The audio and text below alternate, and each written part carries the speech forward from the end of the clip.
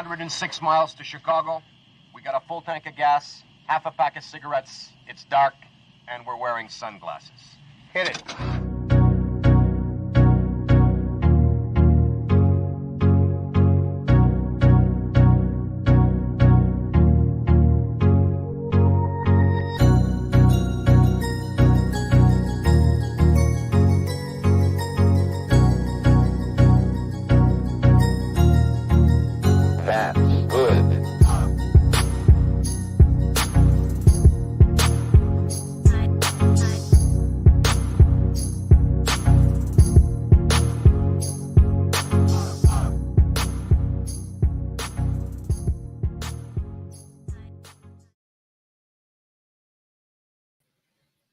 Hey there, Chicago, and happy Friday.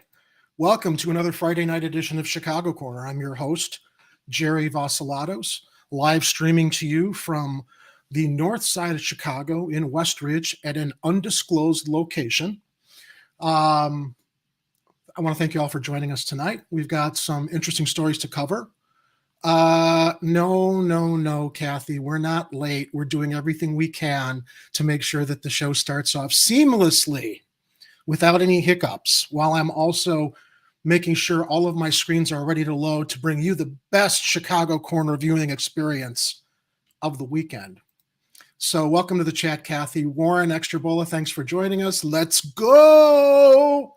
And with that, yes, let's go. I want to welcome my co-host, the very appreciated and well-respected, venerable colleague, Mr. Edward Heller. Venerable. I Yes. like that. You son of a bitch. Welcome to the party, pal. Thank you. Yes, actually, Kathy, we were waiting for you to get into the chat and get nice and comfortable before we started the stream. We wanted to make sure that you were here. Absolutely right. How's your week been going, Ed? It's getting progressively better as the days go on. I don't know, some weird gremlin tweaked my back in the early part of the week, and I was walking around like Frankenstein's monster trying to work out the kinks. Today is the first day it actually felt like I was almost normal walking around and moving. So I'm like, okay, all right, whatever the problem was fixed itself, and let's cross our fingers and hope for the best. But, as I always tell people, drink plenty of fluids, be as flexible as you can, take care of yourselves. Sometimes nobody else will. We have to focus on self-care with all of the caring we do for everyone else, not to let that slow the caring for everyone else down, but we can't do our best for others unless we do best for ourselves. And yeah, I remember you sharing the story with your back with Kira and I earlier this week in our meeting. And all I can say to that, Ed, regarding your recovery is...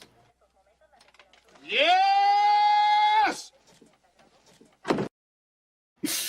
Let's look who else is joining us in the live chat. Hey, Gene, always good to see you. And thank you. Yes, I'm not big on timekeeping, but, we want to make sure we're starting the show without people waiting too long for us. So before the show tonight, actually, while I was doing show prep, I got an interesting phone call from a phone number up in Northbrook. I'm like, all right, it's a local call. It's not any kind of a phone scammer, or I didn't expect it was going to be a marketing call. So I picked it up, and it was Lori Lightfoot's campaign. From Northbrook? Northbrook, yeah. And the guy introduced himself. He's with Lori Lightfoot's campaign. He saw that I had signed up to pick up some petitions or paperwork or some canvassing information, blah, blah, blah, blah, blah. And, was I available to go and pick up I was barely listening because I was getting the show ready. But he finishes his spiel, and I said, you know what? I didn't sign up for anything. And he said, oh, well, so this is a total surprise to you? And I said, yeah. I said, I did support Mayor Lightfoot during her first run, so perhaps you have my email address. But this time around, I'm very, very disappointed with her record in that she ran as a progressive and completely abandoned so many of the reforms that she promised Chicago, especially in relation last week to her standing up against this referendum that we wanted to see go on the ballot in February to put a little bit of an increase in tax so we could basically help protect the most vulnerable of our Chicagoans, notably the homeless. And I said, I don't know that I'm going to be supporting her this time, but that's why I'm surprised I'm still on your mailing list.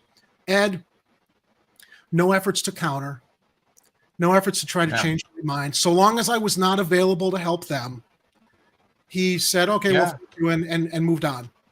Now, because that's not their job. No, but you know what? I've been contacted by other campaign candidates representatives on the phone, and believe me, I was nothing but polite in this phone call, but I was very firm in my disappointment in her. And he said, well, we appreciate you supported her the first time, but understand that you're not on the list this time. Normally when a candidate's campaign calls me for whatever reason, from my experience, they will at least do a little bit of engagement if you've expressed what your concerns are. And I wasn't rude. And I don't think the fact that maybe the fact that I referenced the homeless situation is why he had no answer for it, so he couldn't counter it. But given my experience in the past with other candidates, representatives calling me for whatever reason, and how quickly he dismissed himself, I'm like, I guess they have no argument as far as why I should be voting for her or supporting her this time around, other than come out and help us because she needs your help and has nothing else to offer. Yeah, I tend not to answer those phone calls. They usually go to voicemail. A lot of times Google blocks them automatically for me, and I never see them until after. I'm like, oh, I got a phone call. I wonder who that was from. The only reason I picked it up is, okay, Northbrook. I'm part of North Shore healthcare system, and sometimes doctors' offices will call from that part of town. So I had no reason to think that it was going to be some kind of a scam phone call, as I also know. Oh, another thing also, everybody. Alert and warning. If any of you get a text message from anybody purporting to be the U.S. Postal Service saying that they need you to click through to confirm your address because they have a package for you that was mislabeled and they want to make sure your address is correct. I researched this because I knew, I knew it was, what do we call these kind of instincts, Ed? Hinky. So I knew it was hinky. And I went online because the link was not to USPS.com. It was to US OTP something level. And on a browser, it went to USPS, but on my phone, it went to a link that wanted me to enter my address. And I'm like, all right, they're not asking for credit card information yet. They're collecting information, though. Well, I entered my name and address because it was a postal service site. It looked like one. And when I clicked next, we need hold on. We need 30 cents from you to process the redelivery. Enter your credit card number here. So look, everybody's got my address and my information. I'm not worried about that, but I wanted to see what their end game was. And I responded to the text in quite vulgar terms, what they should go do to themselves. But everybody out there watching, if you ever get a text message it could be, I also got a phone call from Amazon telling me somebody had ordered a MacBook Pro on my account. And I'm looking at my Amazon account here at my desk. I'm like, no, I didn't. Yeah. Nobody ordered anything under my account. And when they wanted more information, I said, if you've got all this information in your Amazon, why don't you just cancel it? And I kept him on the phone for a little while because, Ed, fucking around with scammers. Jerry likes to do that. I like to do that. But everyone at home, don't do what Jerry does. Play what? it safe. No. It's not. No. You don't want to provide information to anything that seems even the least bit hinky. Don't admonish. Don't do it. No. I did not give Amazon any information. I wasted this lady's time on the phone long enough so I knew that it was taking her away from trying to scam other people. That's what I did. But then you should do special live streams on our Rokfin channel for that so we can get some more people watching you do it, though. Well, who knows when they're going to call me, though? I didn't call them. They called me. I mean, well, if you even suspect that number is something weird, just get the cameras rolling and then, turn the mic on and record, and you might have struck gold.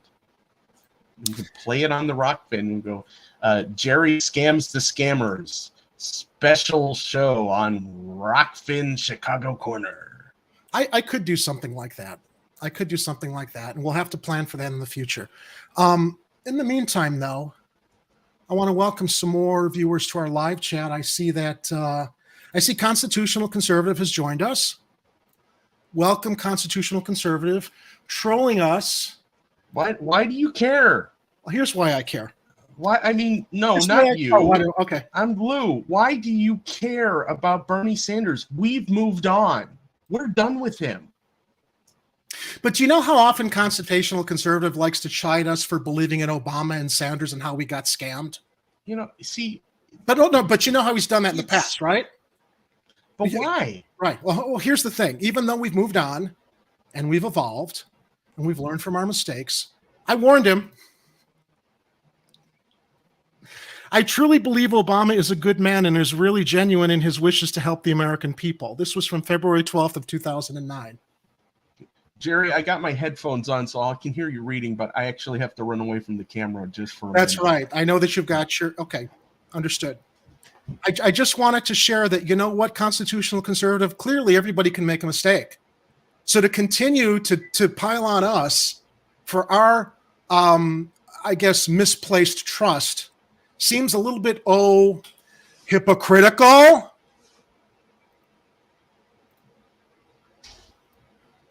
Yeah, because I was talking about scammers. I see. Anyway, I just wanted to share that. I know Ed will be back soon. Let's go to the live chat and share some of our other comments from the live chat. Of course, constitutional conservative, you know you're always welcome. But I just wanted to call you out on you're not always right, as that email that you sent me back in 2009 when we were discussing Rahm Emanuel and Obama demonstrated. John Bill Clinton Smith. I got a text saying a porn star. Oh, I can't say that word, otherwise the sex bots. Maybe the bots will jump in. I got a text saying I am a star and will meet you at the pub if you give me your credit card details. I did. She never showed up. Yes, constitutional conservative. Who did you vote for? Share in the live chat. All right. So before Ed returns, I do want to get to our next story, which does involve some video. So I think that at least I can share the video from this particular story, and then we can launch right into it. So let me get my screen prepared. I'm actually going to take Ed off screen real quick just to conserve our screen space. Wait a minute now. Am I in this window? Okay. All right. So here's the story, our first story of the night, as it comes to us from CBS Chicago regarding the CTA and the wide canvassing for new employees, which would hopefully help alleviate that ghost train and ghost bus problem.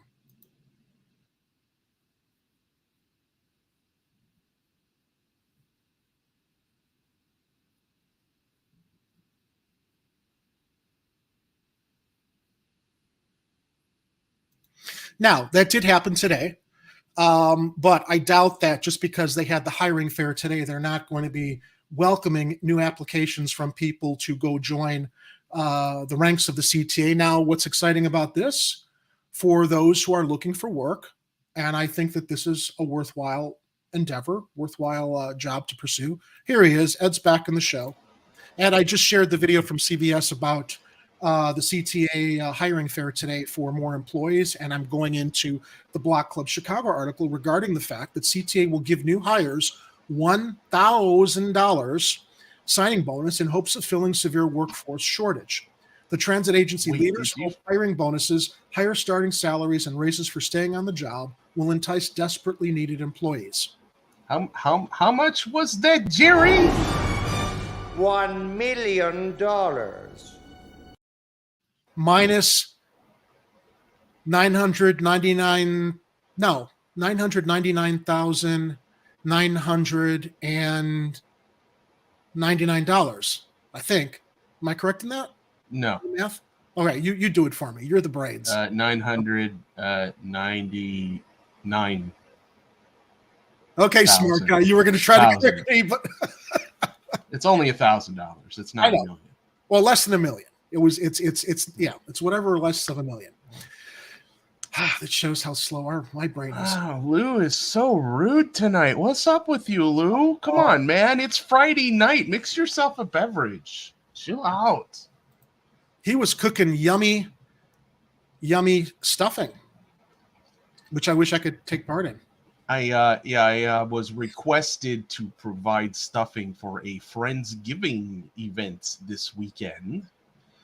And I actually have a recipe on my website. If you go to edheller.com, there is a recipes page. And it's called the Super Stuffing. And Why don't you do a version of that. share that link in the comments while I continue with the coverage from Block Club Chicago, as reported by Mac Liederman. Sure, can do that. In its latest bid to fix service problems plaguing the agency, the CTA is spending $80 million to attract new bus and train workers, including a $1,000 signing bonus.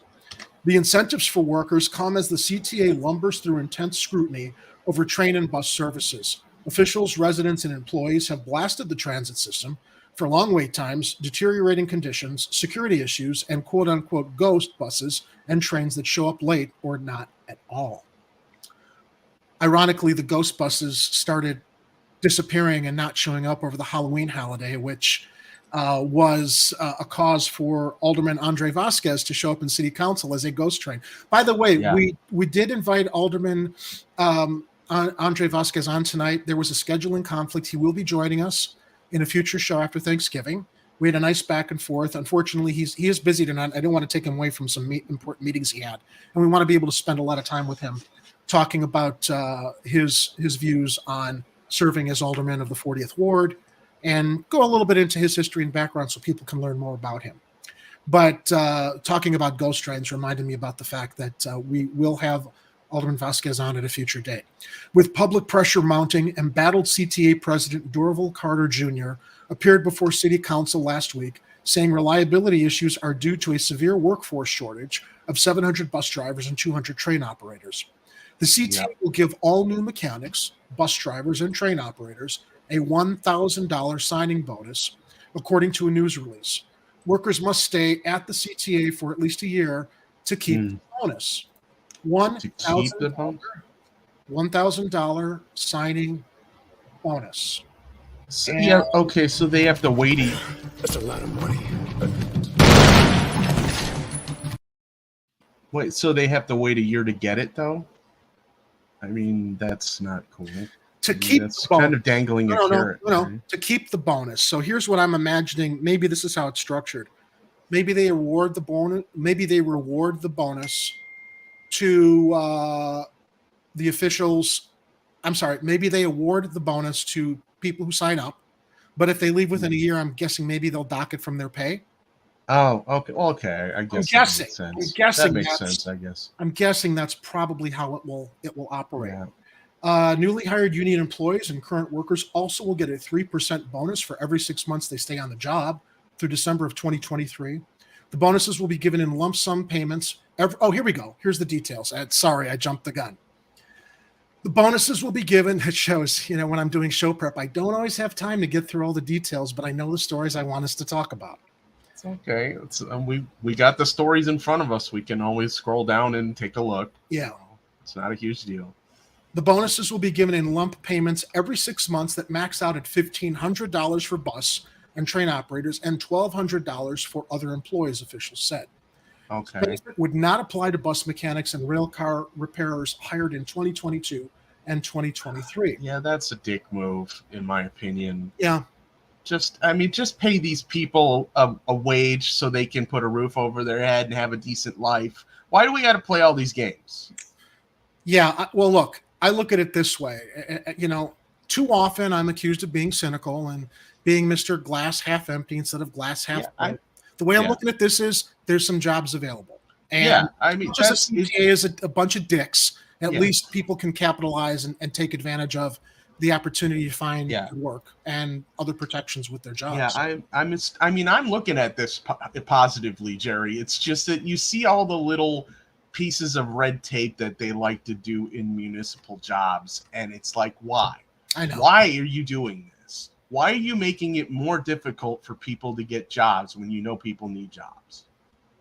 Now, Hoptocopter shares in the chat, I don't have a CDL and applied for a driver position. Apparently, I didn't pass a battery of weird questions, or they didn't want to hire someone without a CDL. By the way, they said they would train. Okay. That's curious. I mean, if you don't have a CDL, why? Hoptocopter, did they tell you what was necessary for you to train to get the CDL? Kathy, yeah, that's hinky. Well,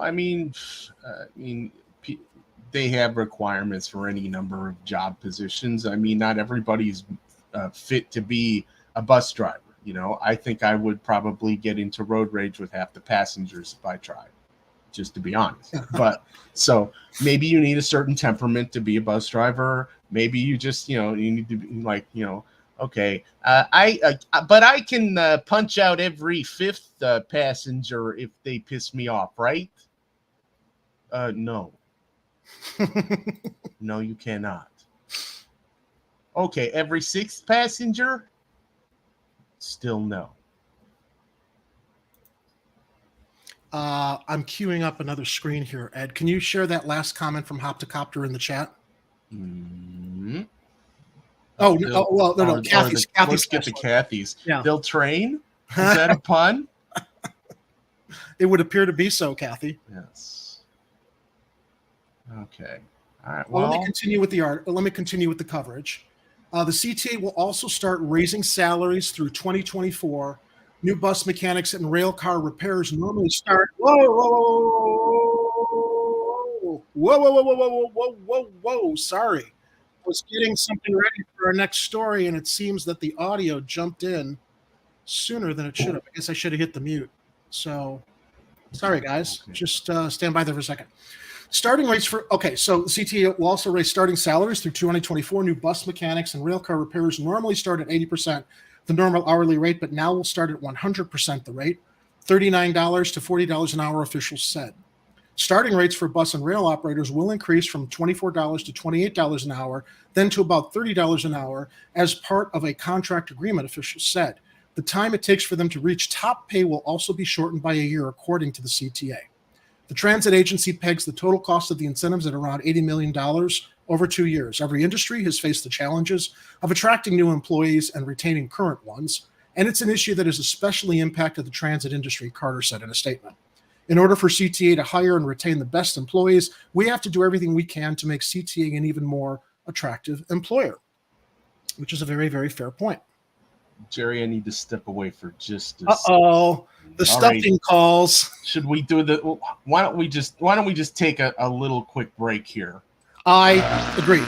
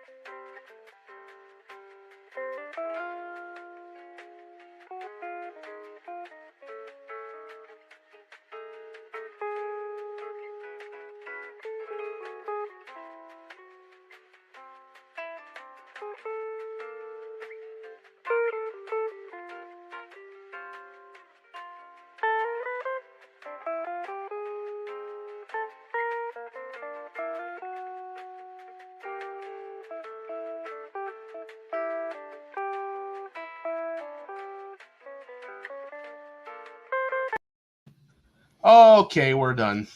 And we're back. So yeah, I just, like I said, I thought, let's look at the positive side. Let's look at the lemonade made from the lemons and see that there's an opportunity for some people to find work. Look, even a broken clock is right 2 times a day. As constitutional conservative shares, we need to get people back to work. We agree on that. But so long as it's for a fair living wage and benefits and protections, not more conservative. I was going to say, whoops, it's Freudian slip. Not more corporate slave labor. Yeah, and honestly, what we currently have is an exploitative system, but the reality is what we're asking for is a conservative position.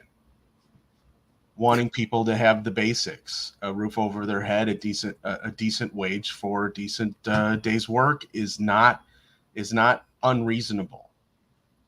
Absolutely. Let's move into our next story, which, this story was going to be near and dear to my heart, right, Ed? How about this? My favorite campaign candidate for mayor. Oh, that guy. That guy, Jamal Green. He announced this on Twitter. We got 2 videos to watch. Let me play first from what he shared on Twitter. Good morning. We've received over 300,000 engagements last night over our ban the boot policy. Lots of excitement and questions. Here's a news clip that answers the main one. Our other source of revenue. Hashtag Go Green Chicago.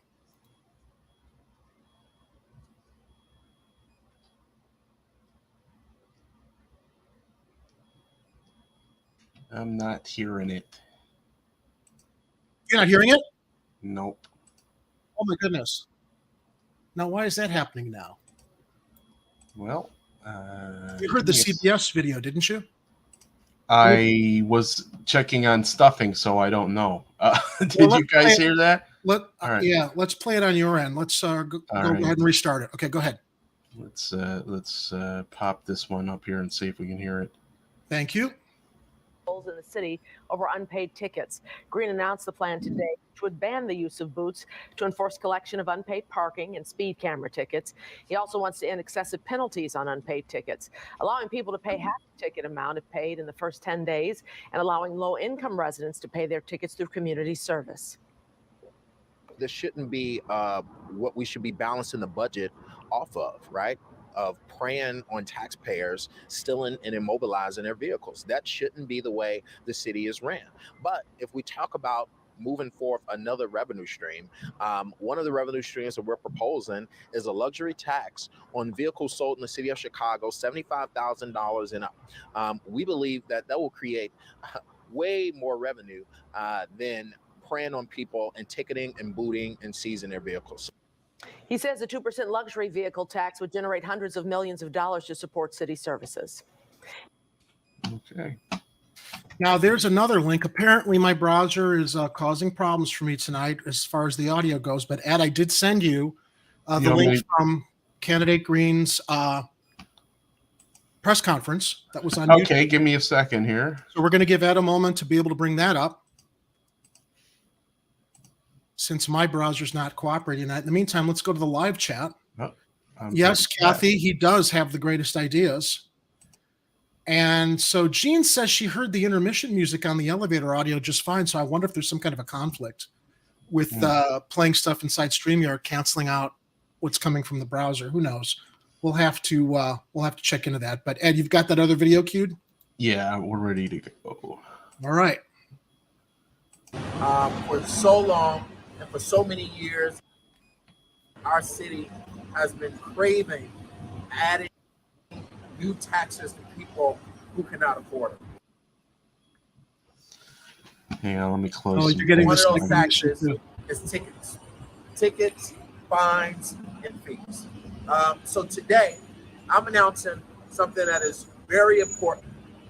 That on the first day in office, I will issue an executive order to ban the process of booting vehicles as well as seizures of vehicles until we can move forward an ordinance through city council.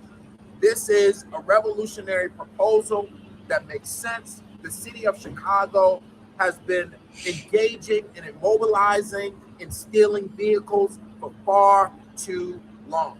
We have over $1.8 billion of debt outstanding. Cook County has the most Chapter 13 bankruptcies in the country, and the majority of those bankruptcies are because of debt owed to the city of Chicago in tickets.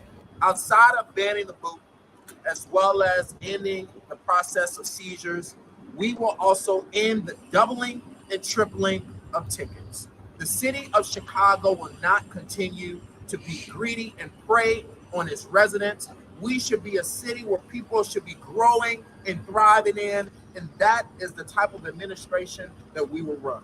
We will not be balancing the budget off of the backs of taxpayers, issuing 3 million tickets a year. 3 million tickets a year. And the 1.8 billion in outstanding debt predominantly affects the poor. the poorest communities of the city of Chicago, with 40% of them being black. We understand what ticketing is doing in the city of Chicago, and we must chart a new path, and we will in the Green administration come next May. So if you pay your Okay. Do we need to see more? Yeah. Okay. tickets within 10 days, you only have to pay 50%. And that 50% option also applies to the first 10 days in office. So for the first 10 days after I am elected in May, you will be able to pay half of your tickets, and that will take care of all of your debt to the city of Chicago. I like the confidence after he's mayor. Yeah.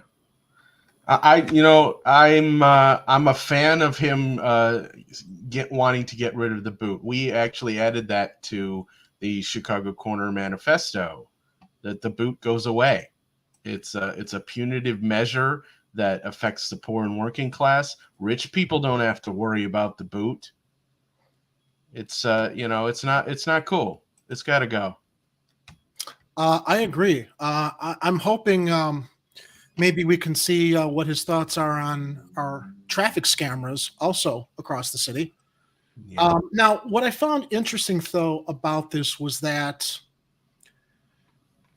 when I pulled that, so I follow Candidate Green on Twitter, and he shared this. And when I went over to Google to find more coverage of this story, if you noticed in that press conference he gave that was on YouTube, it seems only NBC Chicago was there. There were no other microphones from other news stations.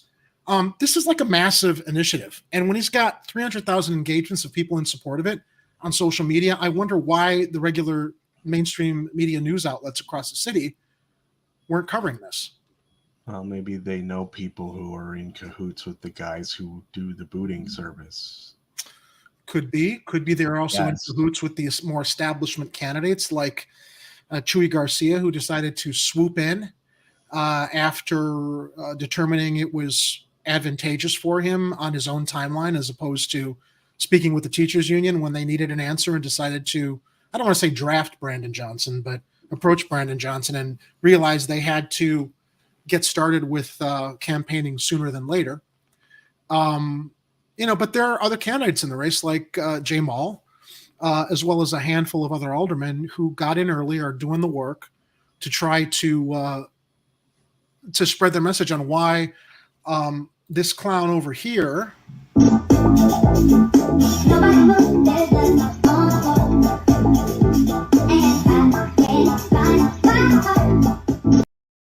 has just got to go. Her eyes really look like that? It was funny because when I added that special effect, I didn't really see too much of a difference. Anyway, yeah, so that was I thought a great campaign pitch from Jay Mall, along with a lot of other campaign pitches regarding his platform. I know that you can always go visit him at, I believe his website is gogreen.com. Is there any way we might be able to confirm that while I bring up the next story? Yeah, give me a second here. Make sure his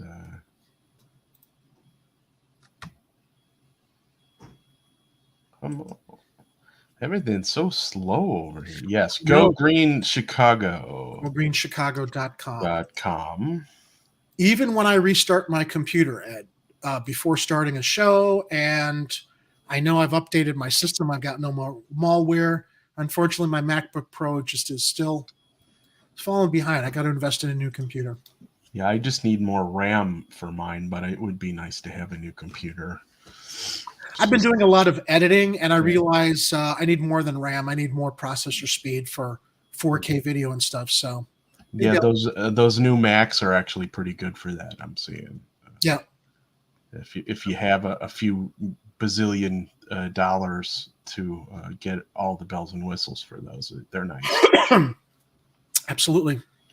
There's the link to J. Mall Green's website. I've got my lawn yard, my lawn/yard sign in my window here. So there you go. Check out the rest of J. Mall's platform at gogreenchicago.com. Now, speaking of politics and elections, Wah, wah, wah, wah, wah. Ex-government Pat Quinn won't run for mayor, he announces at news conference. Quote, this could have been an email. Those at the former governor's I like Pat.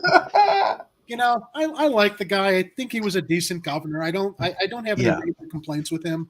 He was a pretty honest actor, I thought, as honest as they come in the state of Illinois. Yeah. Still, it is kind of crazy how they make a huge news story out of somebody not running, though. It's like the news. Here's my version of what the news channels are doing.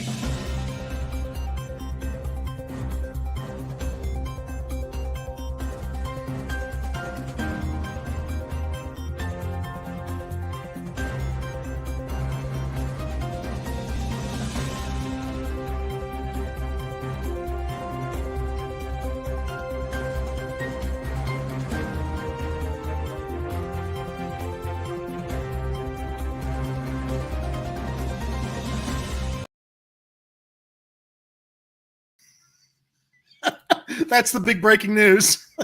He's not running. He's not running. But there is a little bit more to the story than the fact he's not just running. And this comes to us from Colin Boyle at Black Club Chicago. Those at the former governor's press conference expected a big announcement, but instead they learned he would continue to fight for mayoral term limits. Former Governor Pat Quinn, known for seeking just about every elected office to be had in Illinois, is not jumping into the crowded 2023 Chicago mayoral race, or as we like to refer to it, the Chicago mayoral clown car. There's now,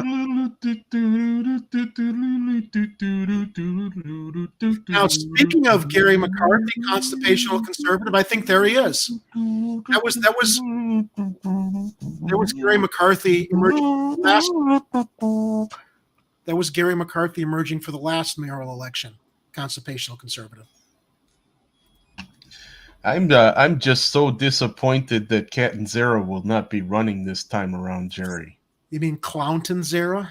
Oh, yes, we have to go with the clown theme when we're showing the clown car video. Yeah.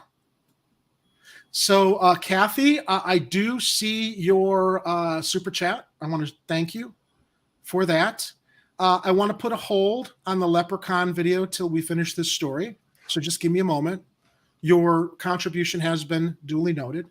But to finish, continue the story, the perennial Politico made the announcement about 10 minutes into his nearly 40-minute long press conference Thursday. 40 minutes! 40 minutes in. He had a captive crowd for 40 minutes.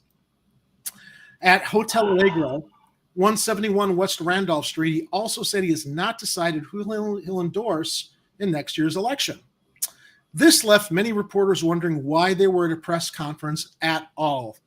Quinn said, instead of running for low office, he'll continue to push for more citizen-backed referendums, including the mayoral term limit he has been fighting for since 2018.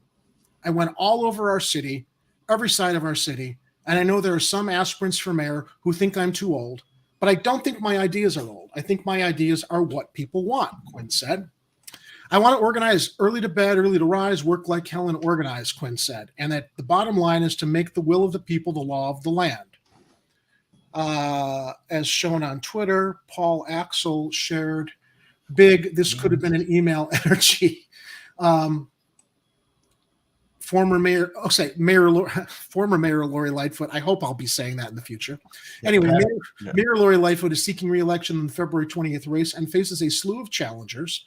Already in the race are Congressman Jesus Chuy Garcia, Alderman Sophia King, Roderick Sawyer, and Raymond Lopez. Paul Vallis, the former CPS CEO and a repeat mayoral contender, has joined the race, as has State Representative Cam Buckner. Cook County Commissioner Brandon Johnson, businessman and philanthropist Willie Wilson is running, as is the previously covered candidate, community activist Jamal Green. Quinn said he's spoken with all the mayoral candidates on a variety of topics, but he hasn't decided yet who he will support. Quote, Lightfoot will have a stern contest, and whoever wins will have to get behind them, Quinn said. And hopefully they'll see the possibilities and goodness of letting more people in Chicago have the right to vote on a referendum issues that the people can petition. Quinn served as Illinois governor from 2009 through 2015. ascending to the role after former Governor Rod Blagojevich. I'm sorry, I removed the. Did I remove that clip? Oh, I think I did. It would be. We It's needed- on the other. Yeah, we needed room. Let me double How check. would you take? Check. Is he in there somewhere? Yeah, sadly, I think. Yeah, I think Rod is gone, but Oh, he's not in the main one anymore. no, I had to make room for the other stuff. But For Dancing Lori, probably. yeah, so we can mock her. Anyway, Okay. Quinn served as Illinois governor from 2009 through 2015, ascending to the role after former Governor Rod Blagojevich was impeached and removed from office despite being a fixture on statewide election ballots. The Chicago native has never run for mayor of his hometown. So we wish former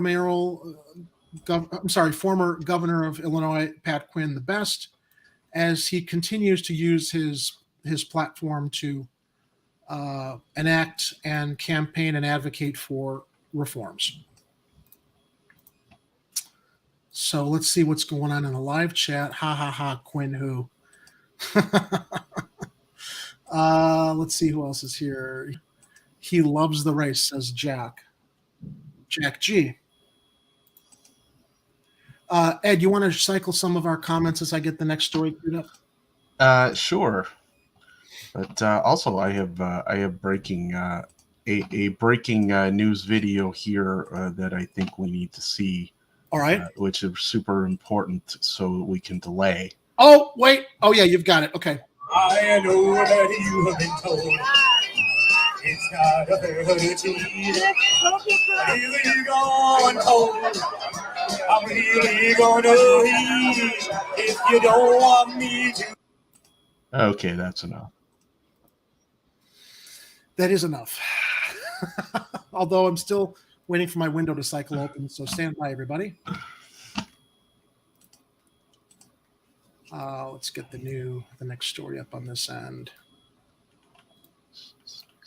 I have got to. You know what? Can you hit the please stand by really quickly? Yeah, I could do that. Let's see if I can find that on here. Is it?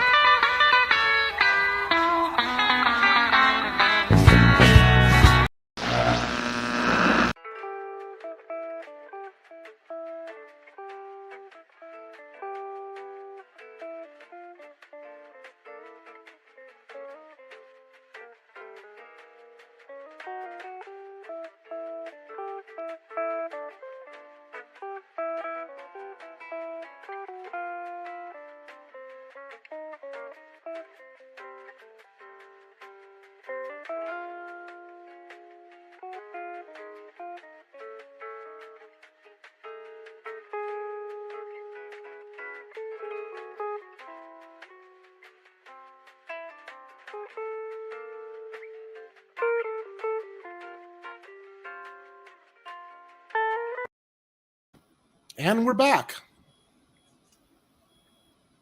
That's not bad for a bus operator. $28.42 an hour. You want to pull that up and revert to that really quickly? I just pulled up the chat comment here. Oh, okay. Who was commenting on that? Hoptocopter. Ah, okay. Says a full-time bus operator. As of December 31st of this year, $28.42 an hour. That's rough. That's a little higher than what minimum wage probably was supposed to be if it had kept up with inflation and productivity. So, but yeah, I mean, that's that. Some people might be able to keep a roof over their head with that today. Kathy is sharing that her new bus drivers are very sweet. That's good to hear. You got that up there? Yeah. Yeah. And Hoptocopter also shares $39.42 an hour for mechanics. Oh. Fair enough. Yeah, all right. Auto mechanics, they charge $100 an hour. Yeah. But, yeah. How much of that actually do they go home with? I don't know. Speaking of, you know, I love my transitions, Ed, right? Speaking of Mayor Lori Lightfoot, let's talk about Mayor Lori Lightfoot's donut run this week. which made headlines. Donuts. Donuts, as Homer Simpson would say. Donuts. Donuts. All right. So let's kick it off. You know, it couldn't be more appropriate for Queen Lori to just demonstrate how the rules don't apply to her ever, as she blocks everything for everyone else. Well, yes, all right, you're right. Her blocking this bike lane, Ed, I think is clearly very, very illustrative of the fact that she likes blocking everything. She likes blocking homeless referendums. She loves blocking referendums in the February election to try to enact protections for the most vulnerable of Chicagoans and our homeless population. What else does she like to block? What other things has she blocked lately? She blocked. Is she going to speak for us? Well, Jerry, you say block, I say obstruct. Tomato, potato. It's just one of those things where you want to do something and me not so much. And so I just have to do what I think is in the best interest of the community, which I consider to be me. And of course, it was somebody else's fault. Let's go to the article as reported by. I can't drive myself anymore, Jerry. I have perfect, reasonable, plausible deniability about the things that I am able to blame myself for. And I can clearly blame others for parking in a bike lane because I was not driving. As former mayor of the city of Chicago, this fine, fine city of Chicago, I say get this woman off this live stream. All right, let's go to the article. The mayor's office Lightfoot blames her security for parking in bike lane. They shouldn't have done it, period. But she was in the car. If you are in the car being chauffeured around the city of Chicago, and also I saw something, no, it wasn't her. Actually, it was someone else who decided to use the express lanes with the entourage. It may have been the first lady coming to Chicago. But regardless, she was in the car and she needed her donuts, but she's blaming her security. If you were mayor of the city of Chicago with the power she has and she likes to lord around everyone else, if it were can't you imagine her screaming at her driver, get out of the bike lane? She commands everybody on everything. But in this case, she didn't tell her drivers, get out of the bike lane. The mayor's office had previously not replied to requests for comment about photos of her security parking in a bike lane so she could buy donuts. And there's the photos. All right. Mayor Lori Lightfoot said her security should not have parked in a Humboldt Park bike lane so she could buy donuts, a move that was caught in photos and has generated controversy. Bike Lane Uprising, a bicyclist advocacy group, on November 9th, shared a photo of two cars parked in the North Avenue bike lane outside Roser's Bakery. Roser's. Baker. I say sabotage. You say sabotage. You say Roser's. I say Roser's. Yeah, all I know, Jerry, is I want donuts now. But I am going to park in a legitimate parking space and not on a bike lane in order to retrieve them. Now, as much as I'm critical of the proliferation of bike lanes congesting our busy streets of Chicago, I've never advocated for anybody to park in a bike lane, let alone would I ever support that the mayor has a right to do this? Because it's also a safety issue, right? Mm-hmm. I mean, if a bicyclist is using a bike lane and there's Mayor Lightfoot with her fat ass getting out of the car or whoever sending someone to go get donuts and they're blocking the bike lane, that forces a bicyclist into the street. So anyway. Yeah. And seriously, there has to be a place for people to park outside a bakery. So you can't use the excuse to say, I had to park in the bike lane because I couldn't park anywhere else. Find a place to park that isn't going to be obstructing traffic. And bike traffic is still traffic. She was in a rush. Well, really, Ed, the bottom line is she does not care. I think Bike Lane Uprising's tweet here actually gets at the root of the thing right here. They say, hey, Chicago's mayor, parking in bike lanes so you can get donuts. means you value donuts over the lives of bicyclists. A record number of cyclists have been killed during your term. We need a mayor that leads by example. This ain't it. Yeah, the one thing she could have done was say, "Don't park in a bike lane, you dimwit. Somebody's going to see us. We have to lead by example." It's what she should. You're absolutely right. Yeah, Look, that's she alternate universe Lori. Yeah. Her disregard for bicyclists, her disregard for our homeless population, her disregard for the immigrants that she shipped out to Burr Ridge and is now housing in Park District warming houses across the city with all of the rest of the vacant properties that are available with actual running water and probably climate control. That's how she chooses to treat, not by example, but by disregard. Anyway, this was outside Roser's Bakery, North Avenue. The photo appears to show an officer getting into a car with the original photographer saying the car was part of Lightfoot security caravan of 2 large SUVs. The original poster also shared a photo of what appeared to be Lightfoot inside Roser's. So she actually got out of the car to go in. So she knew full well what the fuck was going on. Block Club Chicago reached out to the mayor's office multiple times for requests for comment before publishing a story Wednesday about the incident.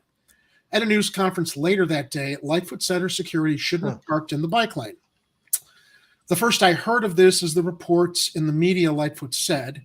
Obviously, they shouldn't have parked in the bike lane. Pretty simple. No bike. Oh, the first I heard of this is the first she heard of it. She didn't even know about it. She must have been exited her body to the astral plane while she was parked in front of it and walking into the bakery. I don't understand. Why did she not make it clear to her security team that they should not be breaking the rules of the road? Everybody else has to go by them. These guys are running red lights. And you got video of that. They're doing all kinds of moving violations. They're blocking bike lanes. What kind of message does that send to the rest of the city? Constitutional conservative has a point. Since when does Lightfoot care about safety when dozens of people die every weekend, or she promotes NASCAR in our city streets? By the way, I had an interesting conversation off here with constitutional conservative. Let's make no mistake about it. People are not going to be buying tickets to NASCAR to watch the cars go fast. No. They're going to be buying tickets to watch horrible flaming car crashes, which I say, why don't we just properly label this initiative for next summer for what it is and relabel it Chicago Demolition Derby? Wouldn't that be more honest? And it seems like they're actually setting the track up for demolition too. I was watching a sample. The NASCAR guys actually have a virtual version of what the track's going to look like, and it's like a couple minutes long, and they're talking about how there's all these blind turns and slowdowns and all these other things, and I'm like, wow, this is a real challenge of a track. And I'm like, because our streets were not designed for this. This is not what our streets were designed for. No, yeah, it's like, she's literally endorsing. Yeah, you're right. Crashes. Chicago death rate. You're perfectly right there, Lou. I think I'm going to have to recut that previous NASCAR video to include some footage that constitutional conservative advised me to add from Death Race. Yeah, there's so many ways you could remix that video. There's so many racing videos. You could have the Talladega Nights thing where the car is flipping over like millions of times, and then they cut the commercial and they come back and it's still flipping. Yeah. I'll have to refresh the video and share it maybe next week, Kathy. Maybe our Thanksgiving broadcast or after Thanksgiving broadcast. But the article does go on to say, or Lightfoot went on to say, the first I heard of this is the reports in the media. Obviously, they shouldn't have parked in the bike lane. Pretty simple. No bike lanes, no fire hydrants. They shouldn't have done it, period. But you still didn't after the fact. Because you got caught. Yeah. They always address it after they got caught, then they blame somebody else. The corrupt politicians. Mayor's remember Rahm, who could forget Rahm, regarding the Laquan McDonald murder cover-up. He knew nothing about it, but after it was exposed... Did somebody say cover-up? After it was exposed and he chose not to run for re-election because of the disgrace. That's when he took responsibility. Now, how was he rewarded for that? I got to take a trip to Japan. You can't catch me, suckers. Bye-bye. That's what you think. I take responsibility for what happened because it happened on my watch.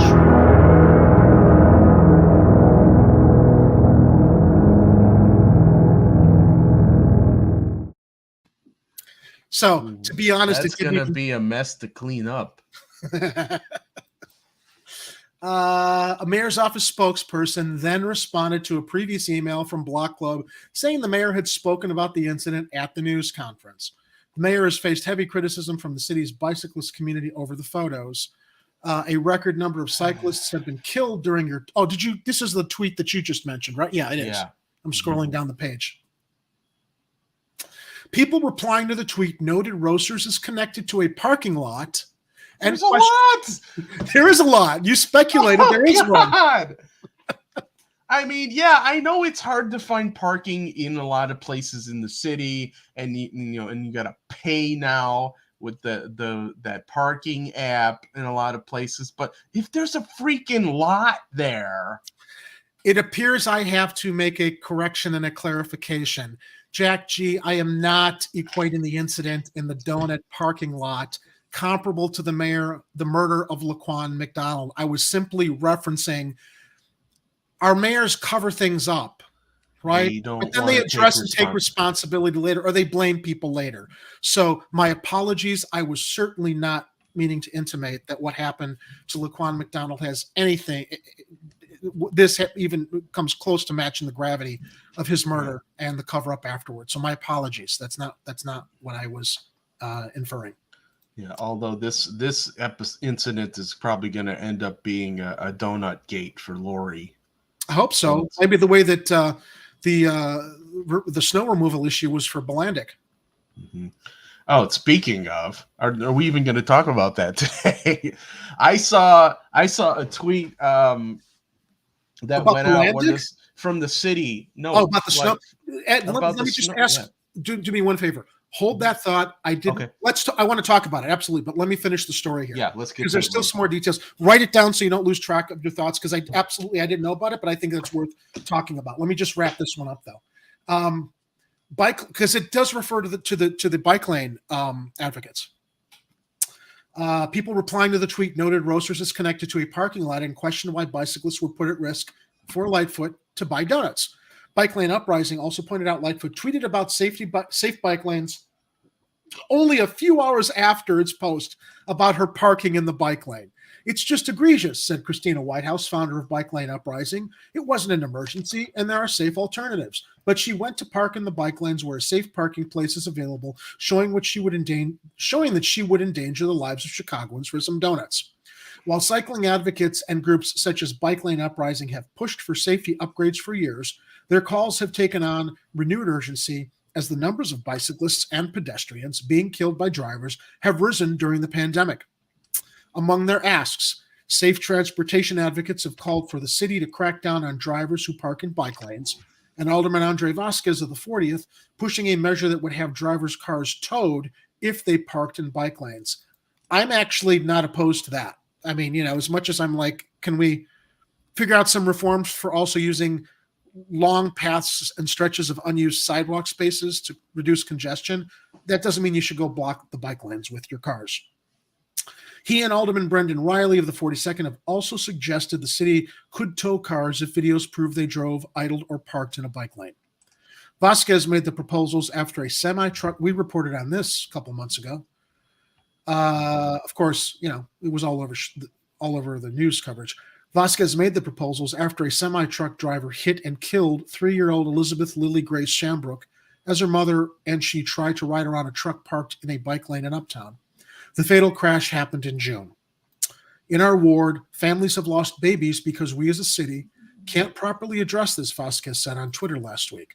Cyclists every single day contact us about the dangers they have to face just to get from point A to point B. Lives are at stake here. We need action, not more blocking, Mayor. Lightfoot has promised to improve infrastructure for bicyclists, saying the city will add concrete protections to protected bike lanes and will create more protected bike lanes.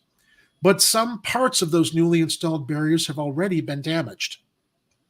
And that's where the article leaves it. Actually, I'm going to open up that link. Oh, wow. So this was reported. That's actually an older story from October. But as I click through, concrete protected bike lanes come to Milwaukee Avenue on the northwest side, but some are already damaged. The barriers have been installed sporadically from Madison to Kenneth and replaced the painted bike lanes and flexi posts. Anyway, so yeah, that's Mayor Lightfoot's donut run. Ed, let's go back to what you were talking about with snow removal. Well, some of you may recall we got a little bit of frozen precipitation the other day, and I think we got a little bit today too, but our first snowfall where it potentially could have been a problem for morning commute was the other day. And Chicago Department of Streets and Sanitation, posting their thing about how they had more than 200 salt spreaders on the city, and they were ready for it. And, they were on Lakeshore Drive to ensure they're safe and passable, blah, blah, blah. And then people tweeting below them complaining, like, why the hell aren't they on the south side? Because it's like, they're, and I can show, let me show a tweet here, if you don't mind. Here. So here's Streets and Sand, and then the person right below says, out of the 200, not one truck is on the south side. Stony Island, State Street, Cottage Grove is an ice skating rink. So apparently they got more snow and ice and stuff on the south side, or at least more of it stuck. Maybe because they didn't have the salt trucks out there like they had on the north side. There's another tweet here that says, the south side is an ice rink while the north side didn't get any snow and is fully salted. What's the reasoning behind salting the north side and not the south side other than race? No, there's nothing Good new. question. We've looked at the trackers in the past, and it's always the north side gets most, if not all, of the snow removal trucks out there icing the streets and also prioritizing snow removal. And I actually predicted that we were going to have issues with the snow removal again, but I didn't know it was going to start this early with the inequities. What's going on, Lori? You got to get all parts of the city. You keep saying you're wanting to support all parts of the city. Why aren't you showing that? That would have been your first example right there. That first bit of snowfall during rush hour, where everyone on the south side is struggling to keep their cars from spinning, like doing donuts to reference the previous story, with their cars, because you guys couldn't salt their streets down there. You couldn't keep their roads passable like the ones on the north side are passable. What is going on there? Mayor Jane Byrne handily won the fight against former Mayor Michael Bolandic regarding the snow issues and the snow plowing and snow removal issues across the city of Chicago. She also actively campaigned as a reformer. But I would like to point out that I was also able to handily beat her once it was exposed that she was not a reformer. And much like Lori Lightfoot, who also campaigned that she was a reformer, I think that the writing is on the wall. And what can we say other than remove this woman, vote against her this February, pronto, immediately? Thank you, Mayor Washington, former Mayor Washington, great, missed Mayor Harold Washington. He's right, because we are sick and tired of this. Yeah, we are. Yeah, now if the city were on fire, wouldn't have to worry about, the south side having ice all over the roads, but still. And Kathy also asks, how's the west side doing? Yeah. Why do you think constitutional conservative? Could color have anything to do with it? Anyway, so this story was released today, and I actually came across it as I was compiling show notes. So we're going to share it and talk about it, and I guess analyze it as I share it, reported by Mia Kumpilova of Shock Beach, Chicago at Block Club Chicago. as reported through Block Club Chicago. Chicago Public Schools is monitoring students' social media for worrisome behavior. A Canada-based company the district hired started scouring public posts for threats and cries for help last month. Without knowing what's happening in the article yet, I like this idea. However, I'm wondering, where the slippery slope is or might be regarding how social media could potentially also be abused. Now, I'm a big anti-bullying advocate, especially as it relates to what's happened in Chicago public schools with kids being bullied and then committing suicide, right? Especially when they talk about cries for help, posts for threats. I mean, there's a connection there, bullying, suicides. So let's get into the article and talk about it on the back end.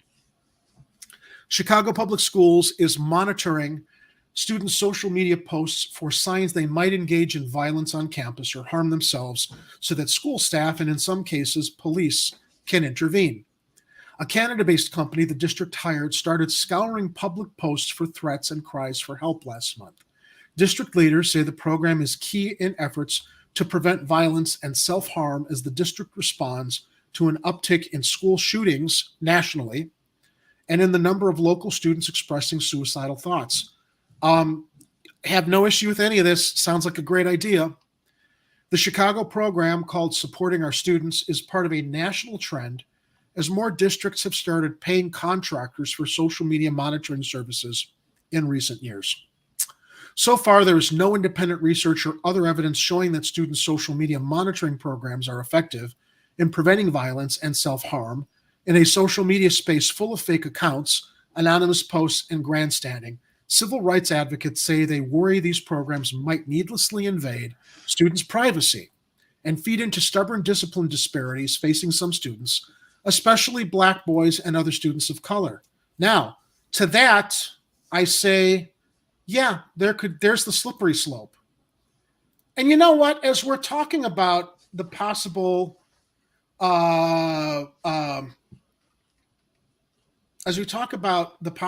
invasion of students' privacy that feed into stubborn discipline disparities facing some students, especially Black boys and other students of color, I would like to welcome to the show a surprise guest who had a lot to deal with that I'd hoped would join us earlier, but it's okay because I'm just glad he's here. I'm going to remove this right now, and I'm going to introduce mayoral candidate for the city of Chicago, Mr. Jamal Green.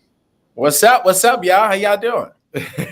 I am so glad you could join us tonight, Jamal. Well, I definitely wanted to just jump in and say hello to all of you. We just had a large team meeting. As you guys know, these next few days is very important. We got two big events.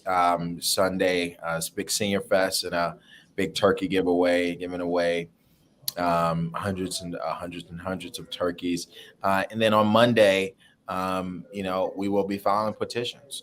So we're gonna be doing how many signatures did you get? We'll be filing 30,000 plus signatures. So awesome. And they're still coming in. We've done well. Our team has done well. We're ready to implement some amazing strategies in this campaign that have never been seen before, never been done before. The ban the boot policy has been an amazing policy this week that's been super viral. They're about to come out with a big article about that in Block Club. And so many amazing things are about to happen as I become the youngest mayor, youngest candidate, and then the youngest mayor of a large city. And we're just excited.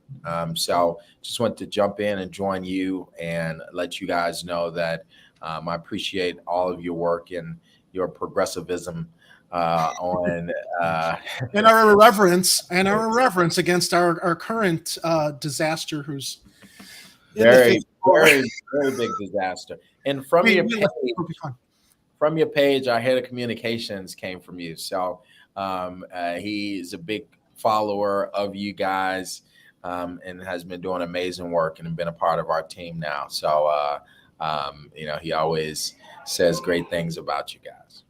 Well, thanks. We're glad we could have you return as we've had you on in the past. And as we reported earlier in the show on the ban the boot policy, Amazing, obviously a well-needed, well-desired initiative.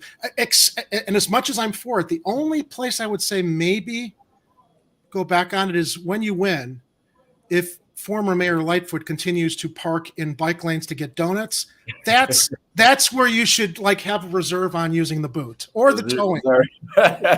Using the toes. A boot just for them. Yeah. No, I was very excited that you presented that initiative because not only are we against the boots, we're also against the traffic scammers all across the city. I know you haven't said a whole lot about that yet. I'm hoping we'll learn more. Or do you have more to share about cameras? It's coming soon. Okay, in time. Sure. So tell us where you'll be distributing, participating in sharing the turkeys for Thanksgiving this Sunday, because we are also covering at the end of the show. There will be several points across the city where people can pick up turkeys for their family Thanksgiving dinners. Yeah, let me just say it's a hard time right now, and really feels like a recession or going into one. Folks are at the lowest of the low right now, and so we want to make sure that we're blessing the people as we have been every year. This is our 11th annual turkey drive that I do with a lot of my friends around the city.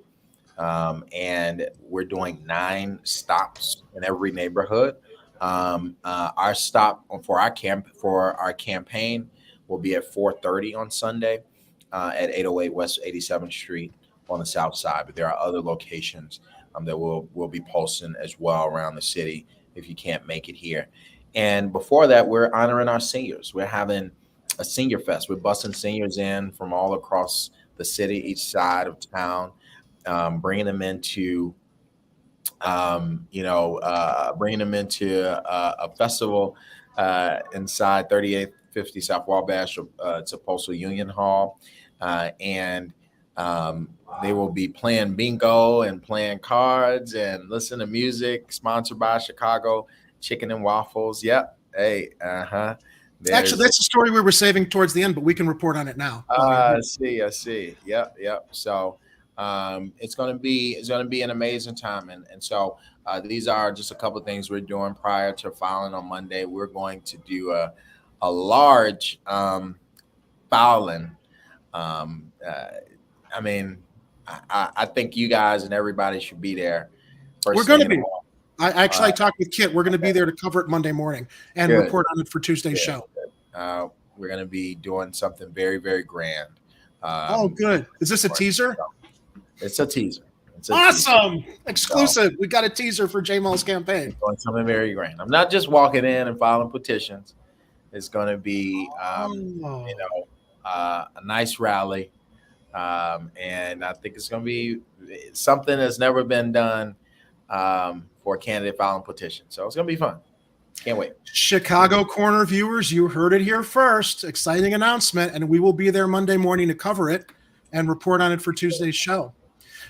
Jamal, I know you've got a really busy schedule. Had you had an opportunity to go out and see Punchline for Harold Washington, the documentary? I did. I took my team to see it. I was thinking of you through it. I honestly, seriously was. Because when it was such an inspirational film and a documentary, and it was like a time machine to that period where at the end of it, I thought like it was that JFK moment. We were at a moment where there was so much hope, and suddenly we hit a brick wall with his passing. And it's like, since then, things have just reverted to the same old status quo. And I know, I've been a big admirer of you and what you've been doing, what you want to do. And as I watched the film, I was thinking, of all the candidates in Chicago, and Ed and I talked about this too. Ed, you want to chime in? We were like, who is really looking to reform things the way Mayor Washington did? And he's like, Jamal. I'm like, yeah, that's why I've got his lawn sign on my window. Yeah. I mean, go ahead, Ed. I don't want to cut you off. Yeah, I'm just. We talked to the director and we were asking him all these things, and I think that we had brought you up in there too. It's like, because we weren't sure. We're like, there's a handful of candidates that seem like they might want to help out, but we're like, who's the most like Harold? Well, who's been on the streets doing it? Who's actually who's doing the things, walking the walk as well as talking the talk? And the first thing we thought was probably Jamal, out of all the candidates so far. So, sure, it's a big big set of shoes to fill in that regard. But it's got to be good motivation for you, though. Chills, definitely. And watching that movie, watching the documentary Punchline, it was very emotional for me. It was emotional for me because I saw someone with backbone. I saw someone who wasn't scared to step up and make sure that everybody had opportunity and say what needed to be said and navigate politics in a way that's never been navigated before. And I saw so many similarities and things I've never seen before watching the documentary. And I was like, wow, right? Whether it was policy, whether it was how he did something, how he said something. And it was heartbreaking for a lot of, for me and a lot of my supporters walking away from that movie, because we look back since then and see how we've become, see how programmed and corrupt politics is right now and has been in the state and the city, looking desperate for hope and never getting it, to the point where people don't feel like they'll ever get it. Now in communities that are not even voting at 30%, when they were voting at 90% 35 years ago. Yeah. And now not even 30% of people give a damn. And when those 30% of people get a little bit older or transition, the majority of people not voting won't even pay attention to politics, because politics is not speaking for them. And that 30% is really just people who have just been trained to vote for decades. And when you look at that 30%, Mayor Lightfoot won with like less than half the population of the city of Chicago. When you break that 30% in half, or a little bit past half. That's how discouraged people are. How many? I mean, 90%, 1.5 million. Like what? Well, when have we ever seen 1 million people vote in the city of Chicago? How long has it been since we've seen 1 million? Every election is like 500,000, 550, 590. We can't even get 600,000 people to vote in the 2.7. I don't know. If I had to guess, maybe Obama's first election, maybe. That's very possible. But I would have to look up the numbers on that. But yeah, I mean, I can't think of any other time where maybe people would be that excited to come out and vote, or motivated to come out. Even after that. And this is why I'm glad they didn't pour a lot of time into Obama's campaign. Yeah, I was too in the documentary. Yes. Yeah. We were crying and desperate for that hope. And they use politics or parties or partisan and all of these different reasons on why we never got anything. And that took people even further down on their spirit and how they feel about politics. So it's just, right now we're at a time where people want to feel like something is like voting is worth it, and it's actually going to affect my life. It is insane that 1 million plus people engaged on Ban the Boot this week. You know why it's insane? It's because people who usually don't vote, people who usually don't pay attention to politics, people who just live their lives and just think nothing will ever change, saw a policy that said ban the boot. It immediately started talking, sharing, posting. We got over 500,000 engagements on social media. It's the talk around the neighborhoods on the south and west sides from one policy. Let me ask you one question. That's how much people have been suffering. I agree with you. But one of the things I noticed on Twitter when I watched the video of your news conference, I think I only saw one microphone. It was from NBC5 Chicago. My perception is that the mainstream media outlets around the city are not covering your campaign. They always mention you last, as in the previous article we were sharing. And I also got to say, Jamal, we got to figure out how to get your message more on the north side too, because it's a big bastion of voters, as well as get the media to start taking you seriously as they should. Because I've said often when I've discussed you with people in Chicago regarding the upcoming mayoral campaign, people say, well, you know, he's young and he doesn't have the experience. And to them, I say, All these people who claim experience have continued to muck things up. Where's the experience? Tell me their Your experience. service showing that it's actually changing anything. What have they done? That he's young. He's got right now. You've got fresh ideas, and you've been out there doing it. Why is that a liability? Why do people look at youth when the older people have screwed things up so badly? It's a liability, given what you've already proven. And I need you to switch that and tell him, no, he's the most experienced. He's the most qualified. See, when I talk, I let them know. Yes, I'm the youngest candidate what you've done in Chicago, but I'm the most qualified and the most experienced. You know why? It's because all of the rest of these politicians in this race who ain't done nothing in the seats that they're in don't have a connection to the neighborhoods, don't have a connection to everyday people. They don't mentor youth and help homeowners become homeowners and give back to people each and every day. They don't do the organizing work each and every day, touching the people who are suffering the most. Therefore, you are out of touch with what's going on. So how can you, in your position, move forward policy on behalf of the people you're not even connected with? Yeah. So when you talk about experience, the experience should be who has the experience in the understanding of the problems today, understanding of what's going on the grassroots level. The fact that I can walk out of my office and I can see someone land in my lot that overdoses, and understanding the regular problems in the neighborhoods. These politicians don't come into these neighborhoods. They call organizers like me to say, what can we do from their seats of power? And they steal your ideas and disregard you. Yep. Yeah. You know, it's so funny. They sent a rep. I was speaking at a high school today, about to post it.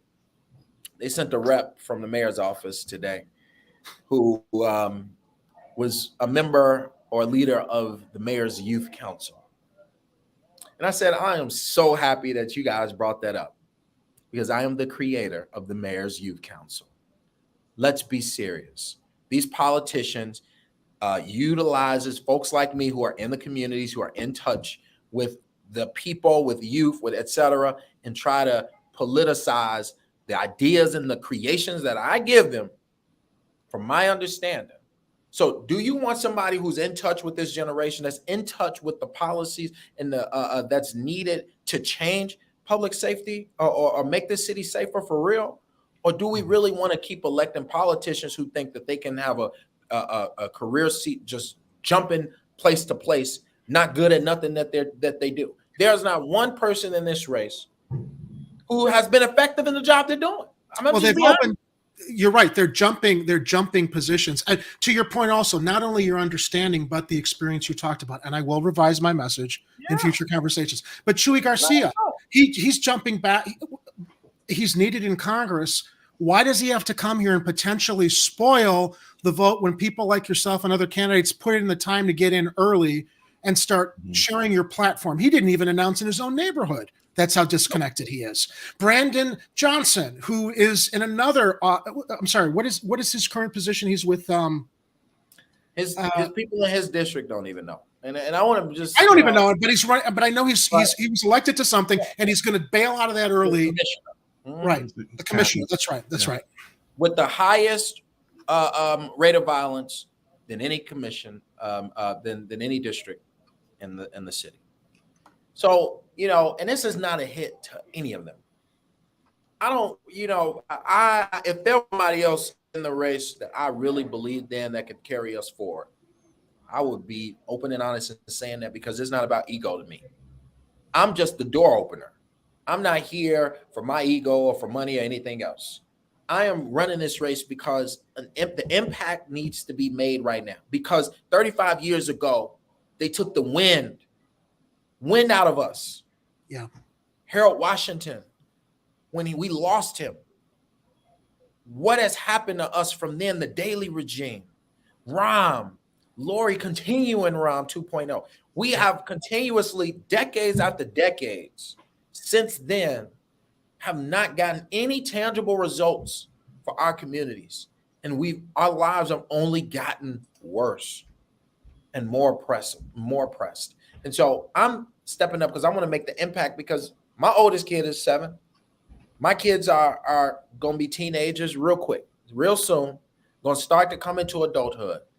And what am I if I don't step up and make sure that my kids have a better city than I had growing up? My kids, I'm not a community organizer, an activist, none of that stuff that they say in the media, because I want my kids to become that. I don't want my kids to grow up and have to protest the police. I don't want my kids to have to grow up and have to protest politicians to do what they're supposed to do. No, that's not the goal. The goal is for us to step up, do what's needed so our kids have the opportunity to do whatever they want to do in life. This is not a job career to go out and save the city. Our city should already be a fair city. But since it's not, we have to I'm making the sacrifice to utilize my knowledge, my connection to the community, everything that the communities that support me, and bring everybody together all across Chicago to say, here is a future we can all believe in. You got me for 2 terms, and then I'm going to pass the torch on and go on with my life. And I know y'all gonna be it's a good foundation to build for the next, hopefully the next mayor that follows in your footsteps, that recognizes the reform. But I'm gonna do so well for 8 years, Jerry. They're gonna be begging me for 8 more, but I can't give them 8 more. Give them the 8 years and then run for president, or just go. There you go. Well, maybe governor first, just to get more national attention. But no, I'm not going to tell you to limit yourself. You do what you know you can do. Mayor of Chicago is more important than governor. Yeah, 100%. But I definitely want to because I do got around. Still got a team in here that's waiting on me to do some stuff. So I wanted to jump in here to really just let you guys know that the media is going to underestimate me. I know that. They already do. Yeah, they already do. And here's the funny part. I'm polling way higher than Lori Lightfoot was at the same time 4 years ago. And she came out from behind. And everybody thought that Preckwinkle was going to win. Yep. I'm polling we know that there's a good chance. We all know. They're calling me with internal polls and progressive wards up north. Good. Who has me as a progressive favorite. Glad to hear that. The only other progressive favorite is now Chewy. But there's nobody else. And he came out and it's like, and he's just like, right. But there's no one else I think. in the race. So I'm not, they're going to start paying attention as of Monday. Every publication has reached out. Every publication is going to do a major story Monday. But awesome. I'm going to let you guys know, I want them to underestimate me. Underestimate the people that are going to turn out in this election. Underestimate the non-voters, the young voters. Underestimate the people, the 70% of people who are tired. That's going to have a person like me on the left side instead of the right side, because you got Trump on the right side. The left side of politics step up and say what needs to be said to activate the people and make an impact on the city. And I think this is going to happen. And we know exactly what our numbers are. We have the clearest path to the runoff. We know exactly how we're going to get there and that we're going to get there. And we know the only 2 other people who will get close. And I'm not going to say it today. And that's it. Well, I have faith in you. I'm not going to speak for Ed. I'm guessing he does too. And as you already know, I'm supporting you. When you're on the ballot, I will be. I know who I'm voting for. I just can't wait till the debates start. Yes, I want to see. That's what I'm ready off for. The floor with everybody. Listen, I mean they're not ready for it. See, that's why I let the media. I want them to play. Once them televised debates come, it's going to be another story, because I'm the only one up there that's going to speak that people all across this city going to understand the message and how and what I'm saying, and I'm saying it and really resonate with the people. And it's going to be. It's going to be some change for real.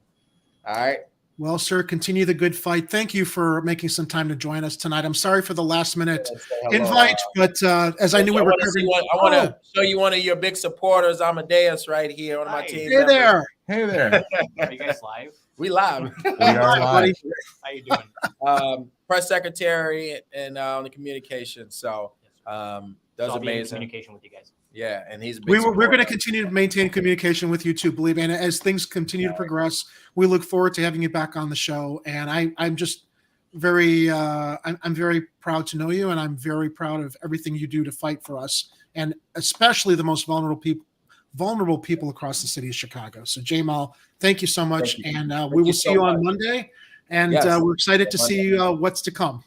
It's going to be fun. See you All right, guys soon. buddy. You take Much care. love, everybody. Bye. Good. Be safe. Hey. All right. Well, that was pretty cool. It was.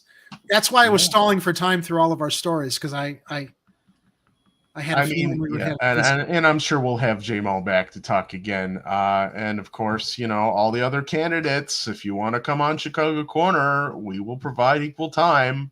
Absolutely. That's it's up to you. Get in touch with us. Send a note to jerry@chicagocorner.tv.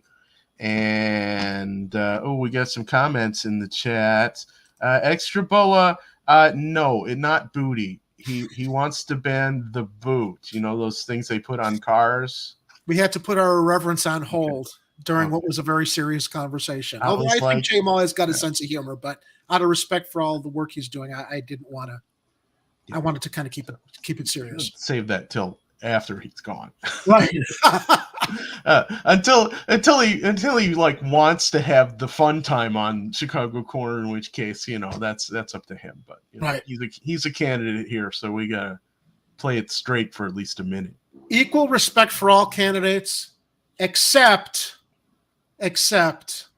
Oh, you know what I should have done? I think he would have got a kick out of this. I should have asked him if he was purchasing any Lori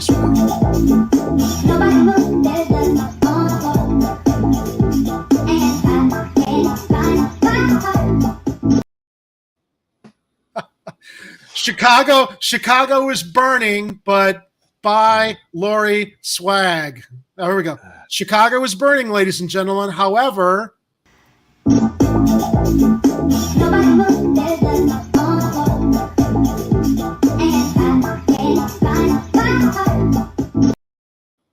get your merch today. Speaking of merch, Chicago Corner is brought to you by Flavor Improving Mugs, the mugs that improve flavor. Do you have mugs that don't improve the flavor of your beverage? Well, what the heck are you doing with those mugs when you could have this fantastic flavor improving mug with the Chicago Corner logo on it?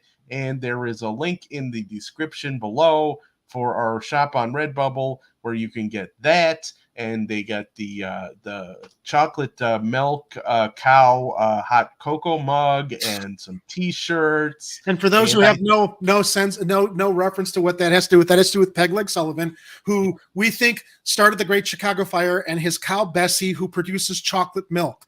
That's there's a whole story.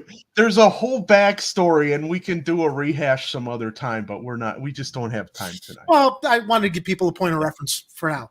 But let's get back to this other story, because I think but I do like the mystery though, Jerry. Sometimes it's just you gotta go, they're gonna go, what is he talking about? Right, exactly.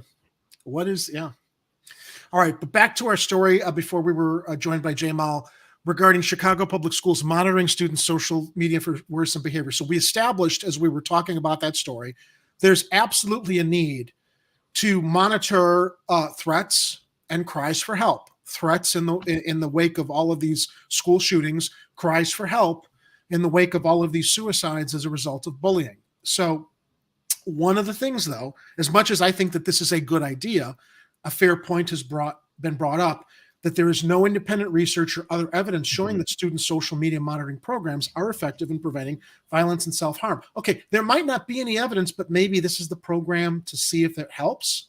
In a social media space full of fake accounts, I understand that, anonymous posts and grandstanding. Civil rights advocates say they worry these programs might needlessly invade students' privacy and feed into stubborn discipline disparities facing some students, especially Black boys and other students of color.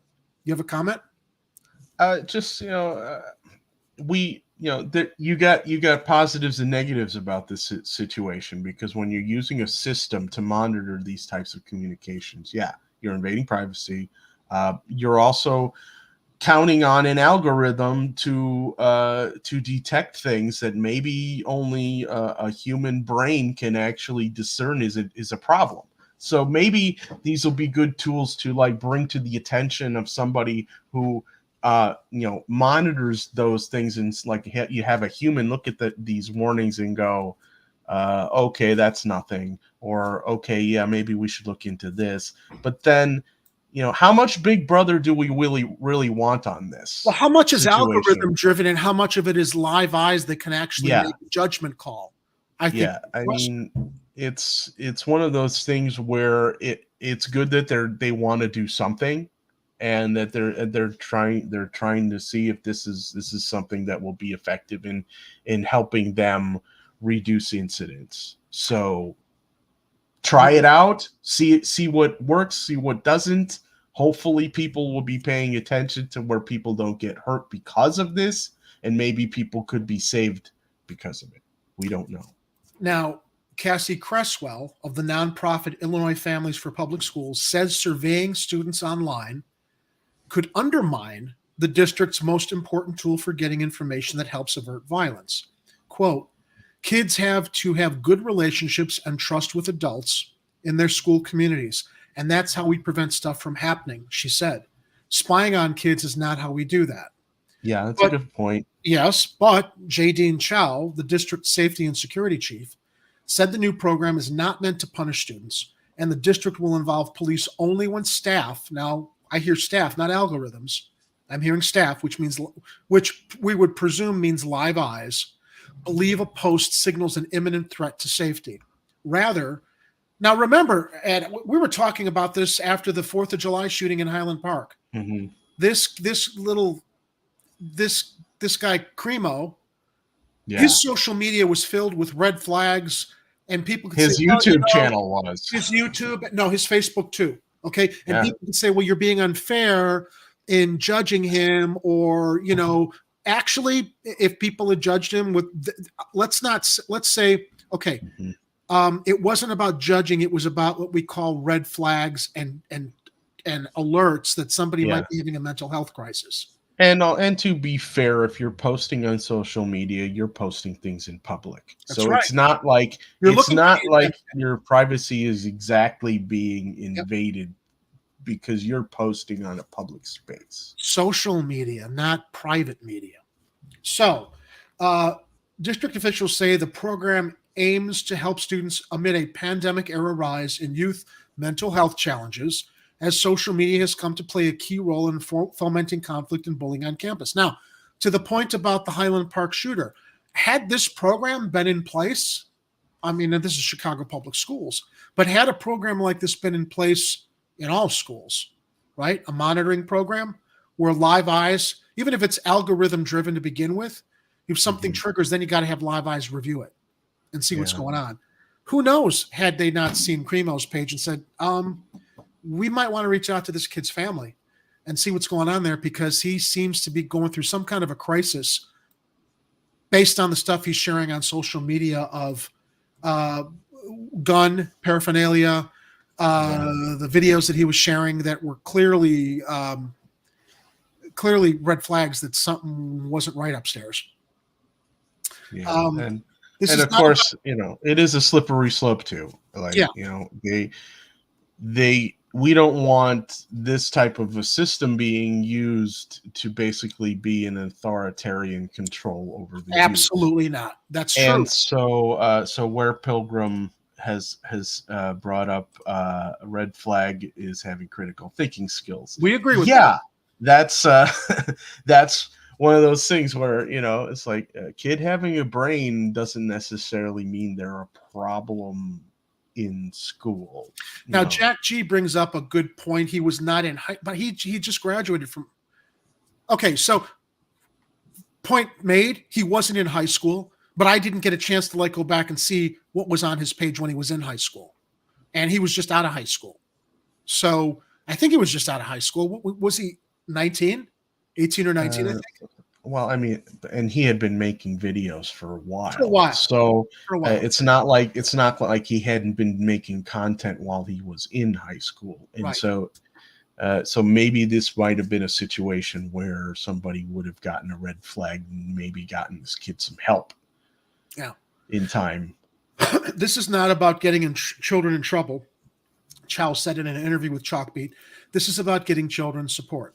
Chicago Public Schools piloted a similar social media monitoring program in the mid-2010s A University of Chicago study deemed the effort promising, with evidence that it helped reduce student misconduct incidents and suspensions. But data also showed Black and male students, and here's the slippery slope, were more likely to get flagged for concerning behavior, and some advocates voiced concerns about the involvement of a Chicago Police Department school gang unit. Hey, agreed. That's where you see the potential abuse without regard for context in what you're looking at. In 2020, I don't know, Kathy, where do we start? If you got a better solution, where do we start? I'm not advocating for this program. We're discussing it and saying, it's a good starting point. And clearly there are issues that we need to make sure it's a good question, though. Go into the areas that we're concerned about with Big Brother.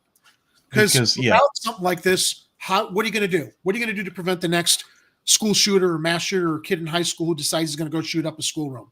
But at the same time, I think to Kathy's concern, it's like we don't want the CPD running this program. Absolutely not. Or at least CPD running a lot of programs. If anybody who's regularly watching our show knows, they shouldn't have to run this type of a program. This is not a situation where they need to be looking for youth perps. Yeah.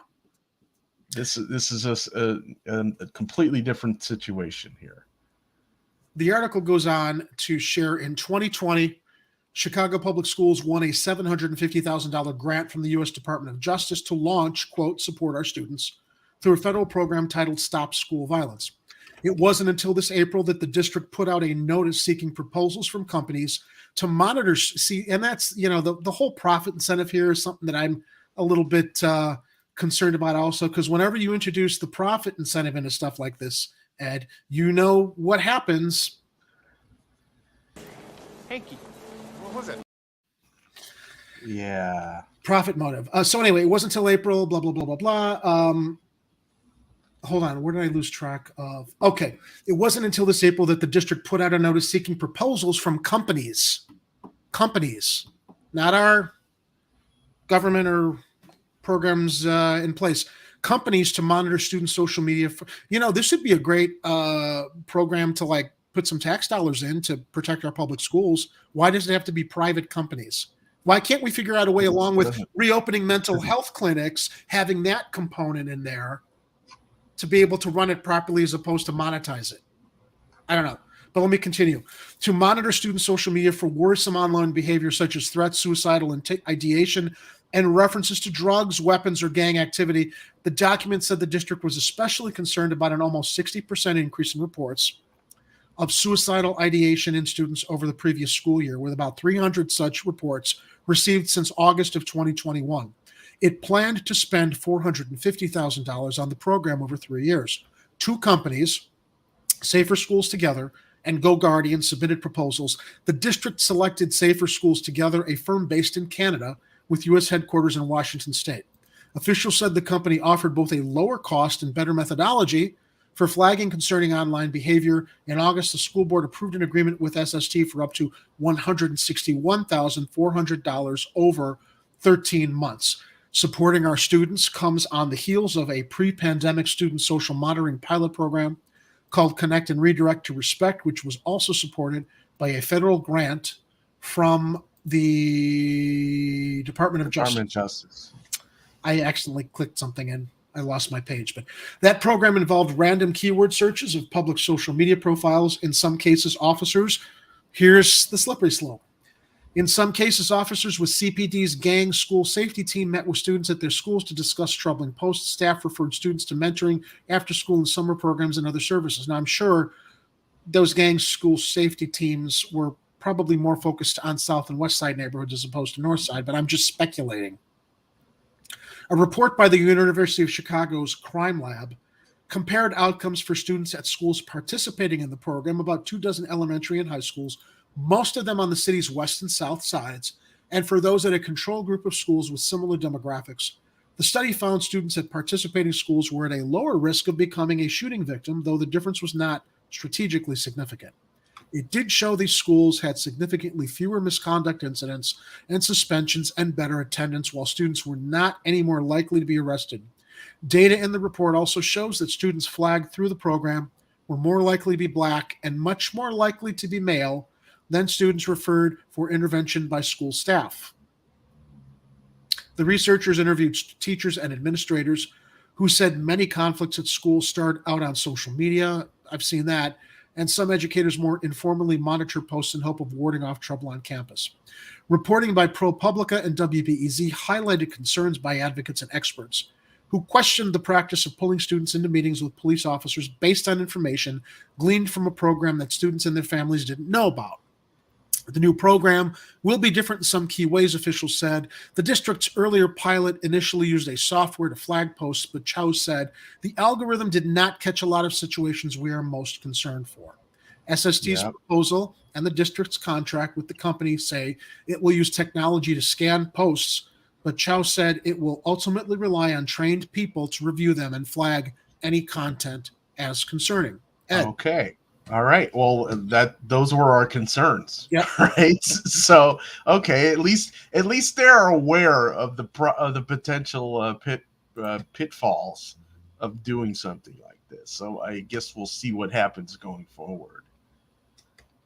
Still, I don't like the idea of the Chicago police being the lead on any of this. I agree. Absolutely agree. Let's look at the live chat. Kathy, rebuild the public health system now. School nurse used to know each kid. Boy, am I old. Yeah, right. I recall those days. Since you guys have indicated that cops should be on mental health crisis calls, don't you think cops should do this? I don't think I've never had that. No, I think maybe I think you're misinformed, Kathy. I've never, if anything, we've been talking about how more mental health professionals should be dispatched into the field when 9/11 gets a mental health call, not cops. Yeah, the police should be like the last line of resort for one of those situations, and it should be the mental health professional's decision on whether to involve them. Kathy, you have an open invitation. I've always said to you, if you want to come on and talk, we had you on, I know we had you on in the past, and we were talking about the people's response to COVID during the pandemic. Should we bring her on? Does she have a webcam right now? You got a webcam ready, Kathy? We could bring you on. I want to finish this article, though. Okay. The company will also offer guidance to school safety teams on responding when it flags concerning posts. It will work closely with the district's Office of Social and Emotional Learning and school-level behavioral health teams to intervene with students and engage their parents. The Chicago Police Department will play a more limited role this time, in keeping with a broader rethinking of the district's relationship with police. As part of a district initiative, a growing number of high schools have stopped stationing police officers on campus in the past 2 years and used the money for restorative justice and other programs. But there will be times police will have to be involved, Chow said. If there's a gun, and you know what? Hey, if there's a gun in your video, Chow said, I'm going to need to pull in the police. Is that unreasonable? Probably not, but they should still not be taking the lead on the call. You know, I agree. But that's the kind of stuff that when we see it, like in the case of Crimo, I say sabotage. I say Crimo. You say Crimo. Anyway, isn't that a cereal? Crimo wheat. Crimo wheat. Right, I know. If you don't get the joke, go look up William Shatner, sabotage. Like the earlier program, only publicly posted information will be monitored and collected, and the district and company won't friend or follow students. The contract with SST spells out some measurable goals for the program, decreasing serious infractions, suspensions, and expulsions by 10% each, and student arrests by 5%. Chow says social media threats and bullying are top of mind for students and parents she's spoken with about school safety. But the program will be one tool in a much broader district safety strategy, with SST serving as a partner in case something gets missed. When we have strong relationships with students and families, that's where we get our best information. Software spying is no substitute for student support.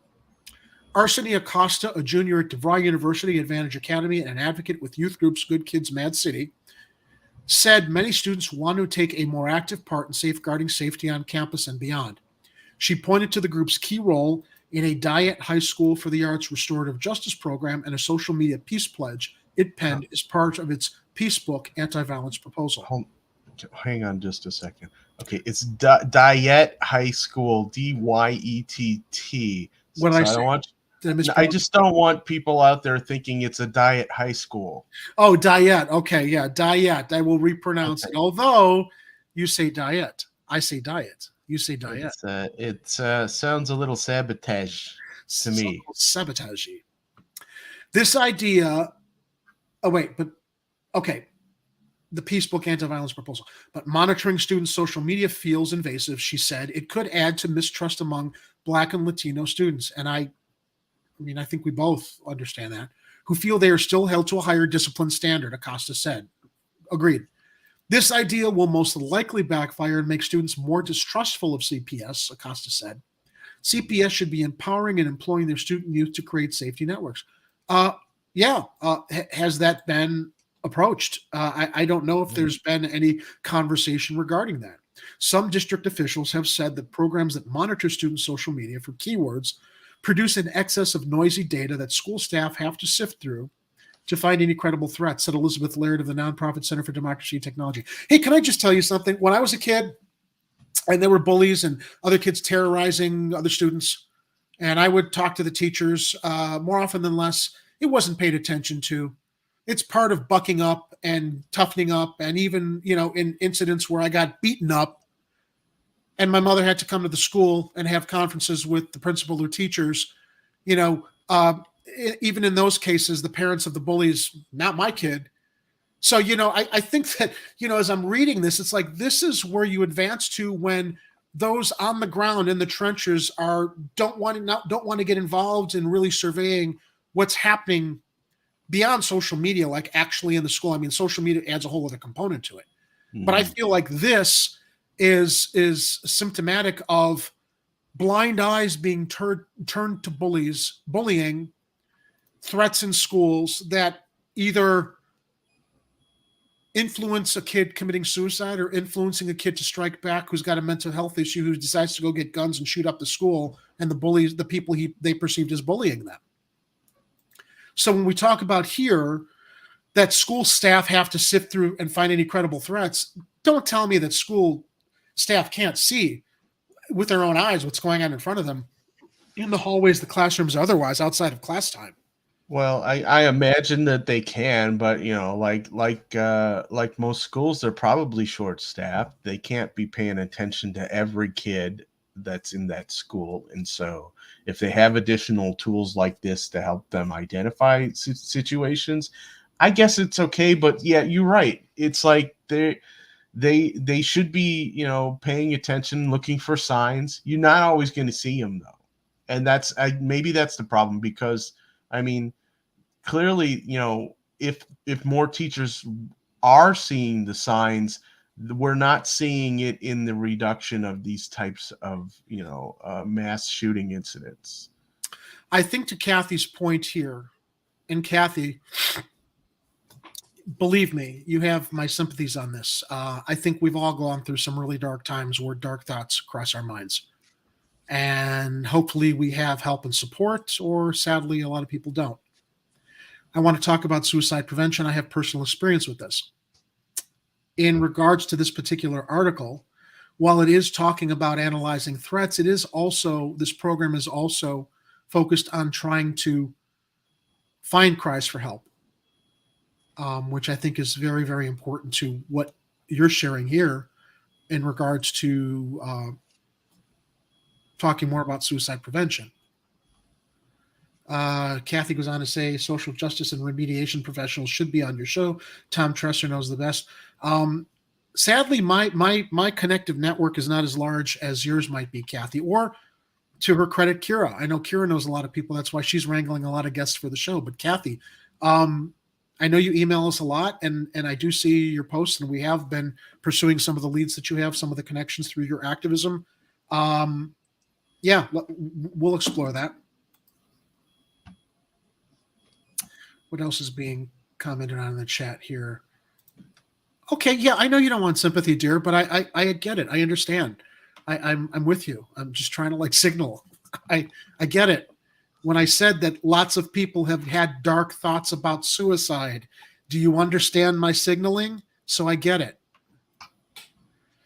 Okay, we definitely do. Yeah, sure. I mean, all right. Let me continue with the article. The planet, just really quick, the planet is melting. You know, a lot of people are having problems right now. There is a ton of people dealing with depression. A lot of them don't even realize they're dealing with depression. Yep. And so, look, if you need help, please seek help. Don't do anything drastic. Don't do anything that takes you out of this world where we can keep entertaining you, and where you can become part of this craziness and you get to see how we get out of it. Because it's like, there's got to be a way out of this thing. You know, it can't be Crazy Town USA forever. Don't you want to stick around to see how we finally get out of this? I do. There must be some way out of here. Yeah. Though some companies have touted case study, and I'm almost at the end of this article. I mean, maybe I should just say, if you want to read more on this, it's a long article. You know what? Let's move on from this. It's linked in our show notes. I mean, I think everybody gets the idea, because there is something somewhat related to what we're talking about here, supporting each other. And I'm only crossing my fingers and hoping, given the sound issues we had earlier, that we're not going to have a problem running video that I'm uploading from my desktop as opposed to running off of a web browser. So we're going to cue that and cross our fingers that it works. Actually, maybe I should. All right. So no, let's see. Let me preface this and see if it works. At the close of last week's show, we reported on the passing of actor Kevin Conroy, who is most notably known for voicing our favorite crime fighter, Batman. Now, Kathy, there you go. Oh, Ed, God bless you, man. Let me get my. There you go. There he is. I am the knight. All right. So the reason I do a terrible Kevin Conroy. I am the nobody can match Conroy's pipes. That's why he had it would require me to do a whole lot more practice. Right.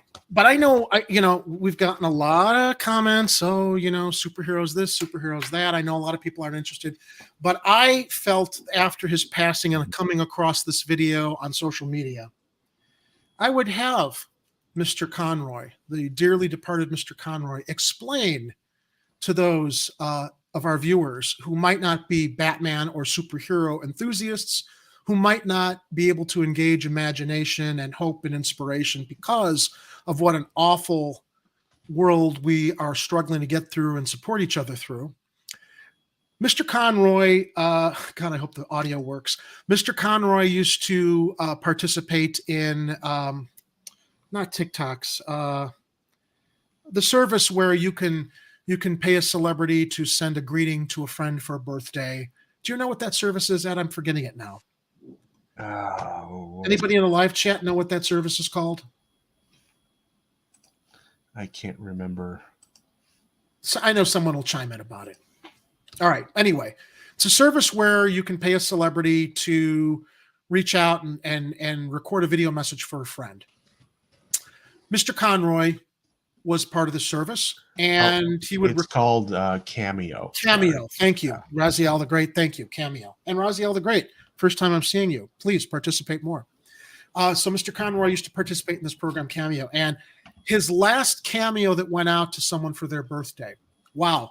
You want to talk about some serious, amazing last words that speak to everything we've talked about in this show and beyond in regard to Batman, but just life in general. I'm going to play Mr. Conroy's last words for our audience. Please, audio work.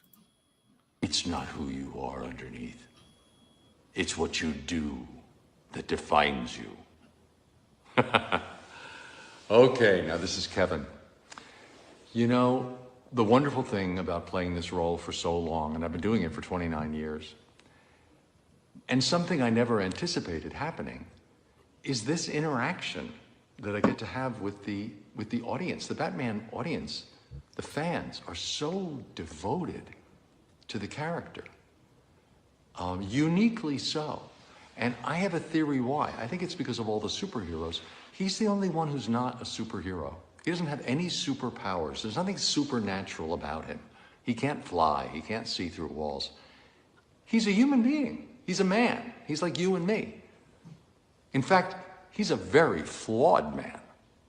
And he knows he's flawed. We all know he's flawed, which is why people like him that much more, because it makes him more relatable for all of us, because we're all flawed. But he only has his physical strength and his intellect to serve him on his mission. And his mission is completely impossible. It's to rid the world of evil. It's such a noble cause. That's what we love about him. And also his tenacity, the fact that he never gives up. No matter what life throws at him, he keeps coming back for more. And you know, Ash, those are qualities we can all aspire to. Because you don't have to have superpowers to want to give to your family, your friends, your community, to make the world a better place. You don't have to be a superhero to be tenacious in your goals in life and to face life's disappointments head on. All you have to do is care enough to try. And the world needs us right now to try more than ever. There's so much going on right now. We need each other because we're all we have. Because life is hard for everybody. It's full of disappointments. It's full of stumbles that we all make. It's a hard road. It's a beautiful road. It's a beautiful journey, but it's a difficult journey. It's full of disappointments that we all experience. And when you face those dark nights of the soul, you discover what's important. And what's important is not how much money you have, or what kind of job you have, or what kind of career you have, or how healthy you are, because all those things can be taken as quickly as they were given. Life is so fickle. Fate is so random. The one thing that's important, the most important thing, is the love in your life. The love of a friend like Luis. That's what it's about. The people who see us, who appreciate us, who support us, who cheer us on. And I know you've lost friends recently, and that is so hard to get through. You become overwhelmed by a sense of loss. But the thing to remember, especially at a time of loss, is how those people enriched your life, how lucky you are to have had them in your life, and how everything you got from them will enrich your future. And you'll be able to bring all that knowledge you got from those friends who you lost, those family members. You'll be able to bring that knowledge and that love to new friendships and new relationships, because they will always be a part of you. Everything you learn from those people, every bit of love you ever got from those people is still in you. It's part of your DNA. And you'll bring that to more people. And you'll share that, and the cycle of life continues. And it's your obligation to honor those friends that you've lost or those family members that you've lost. It's your obligation to give back to the world the love that those people gave you.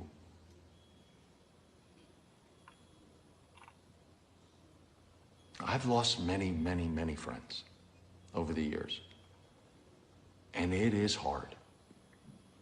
But when I think of the times we had together, eventually it brings a smile to my face instead of a tear. And when it brings that smile, that memory of that person, then you bring that person alive for someone else. You bring their spirit into someone else's life. And you continue the journey. You've got a great friend in Luis, and I'm sure you have other wonderful friends too.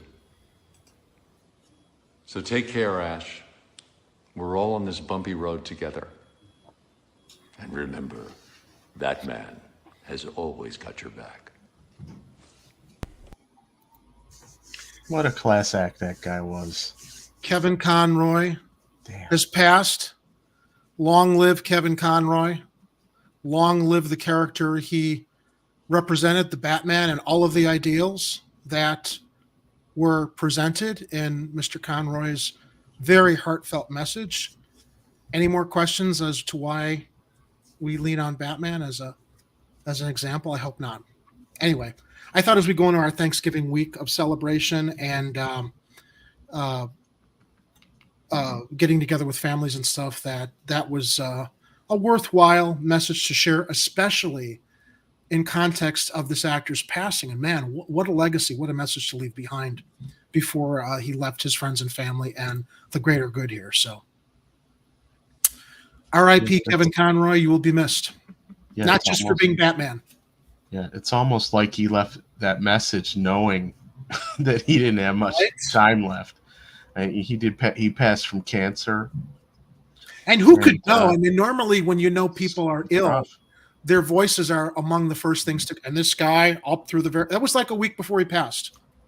That voice was still strong and baritone, and just, despite the fact he clearly looked very frail, that it certainly betrayed the energy that he still had. And Raziel the Great, yes, they say you die twice, once physically, and lastly when the last person you know passes away. And I've said this a couple times, being agnostic, being spiritual, but being agnostic. I think eternal life is the memory that people pass of you onto other people, and the good deeds that you did while you were here with us. So I don't want to go into a whole existential conversation, but yeah, I just thought that, and to that end, let's once again share what Jay Mao shared with us in his conversation with us on what's happening this weekend. If you're a family that needs a meal for the upcoming holiday, families can grab free turkeys on Southwest sides this weekend. The local giveaways are meant to help families in need prepare for Thanksgiving next week. Families in need can grab free turkeys at giveaways Friday and Saturday. Turkeys and other food will be available at giveaways Friday in Englewood and Saturday in Roseland and Garfield Park to help families prepare for Thanksgiving next week. There's a list of the details here.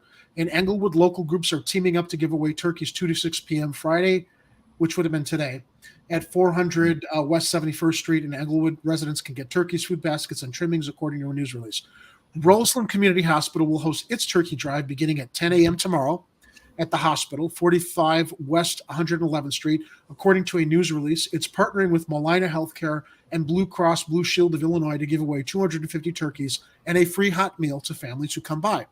Turkeys will be available on a first-come, first-served basis. Garfield Park residents can stop by an event 10 a.m. to 12:30 p.m. Saturday at 3834 West Madison Street to get free turkeys, fresh vegetables, and other food staples, according to a news release. There will also be warm meals to go, a hat and glove giveaway, STEM resources for kids, and other resources, according to the news release. Now, there's also an event that Jay Mall is participating in on Sunday. Sadly, it's not referenced in this Block Club Chicago article. I don't know why, but I'm sure if you go to Jamal Green's Twitter feed, you will be able to find the event that he is participating in to also get turkeys to needy families across the city of Chicago. And I am proud to announce that, mark your calendars, December 23rd, Patio Theater, Chicago Corner, will be sponsoring and hosting a canned food and toy drop-off for needy families in Chicago, where you will also be able to enjoy My Christmas Movie Solstice, double featuring with Home Alone, 2 classic Chicago Christmas Eve movies.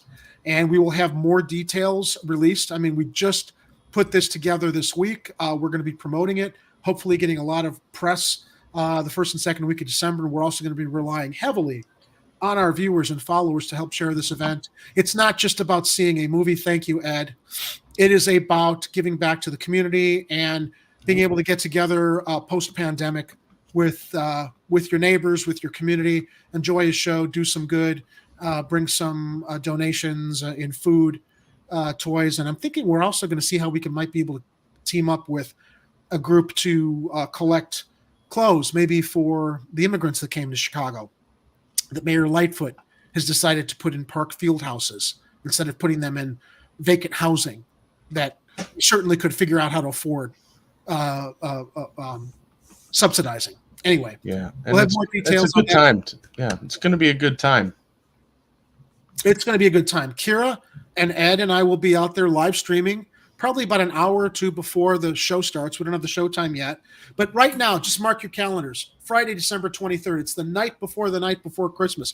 We want you out at the patio theater. We want to meet you. We want to have you on our live stream. We want to have you see if you can bring toys, food, whatever other donations that we can accumulate to give to charities we're going to be partnering with to help benefit needy families across the city of Chicago. More information to come on that. So just mark your calendars in advance so you can join us.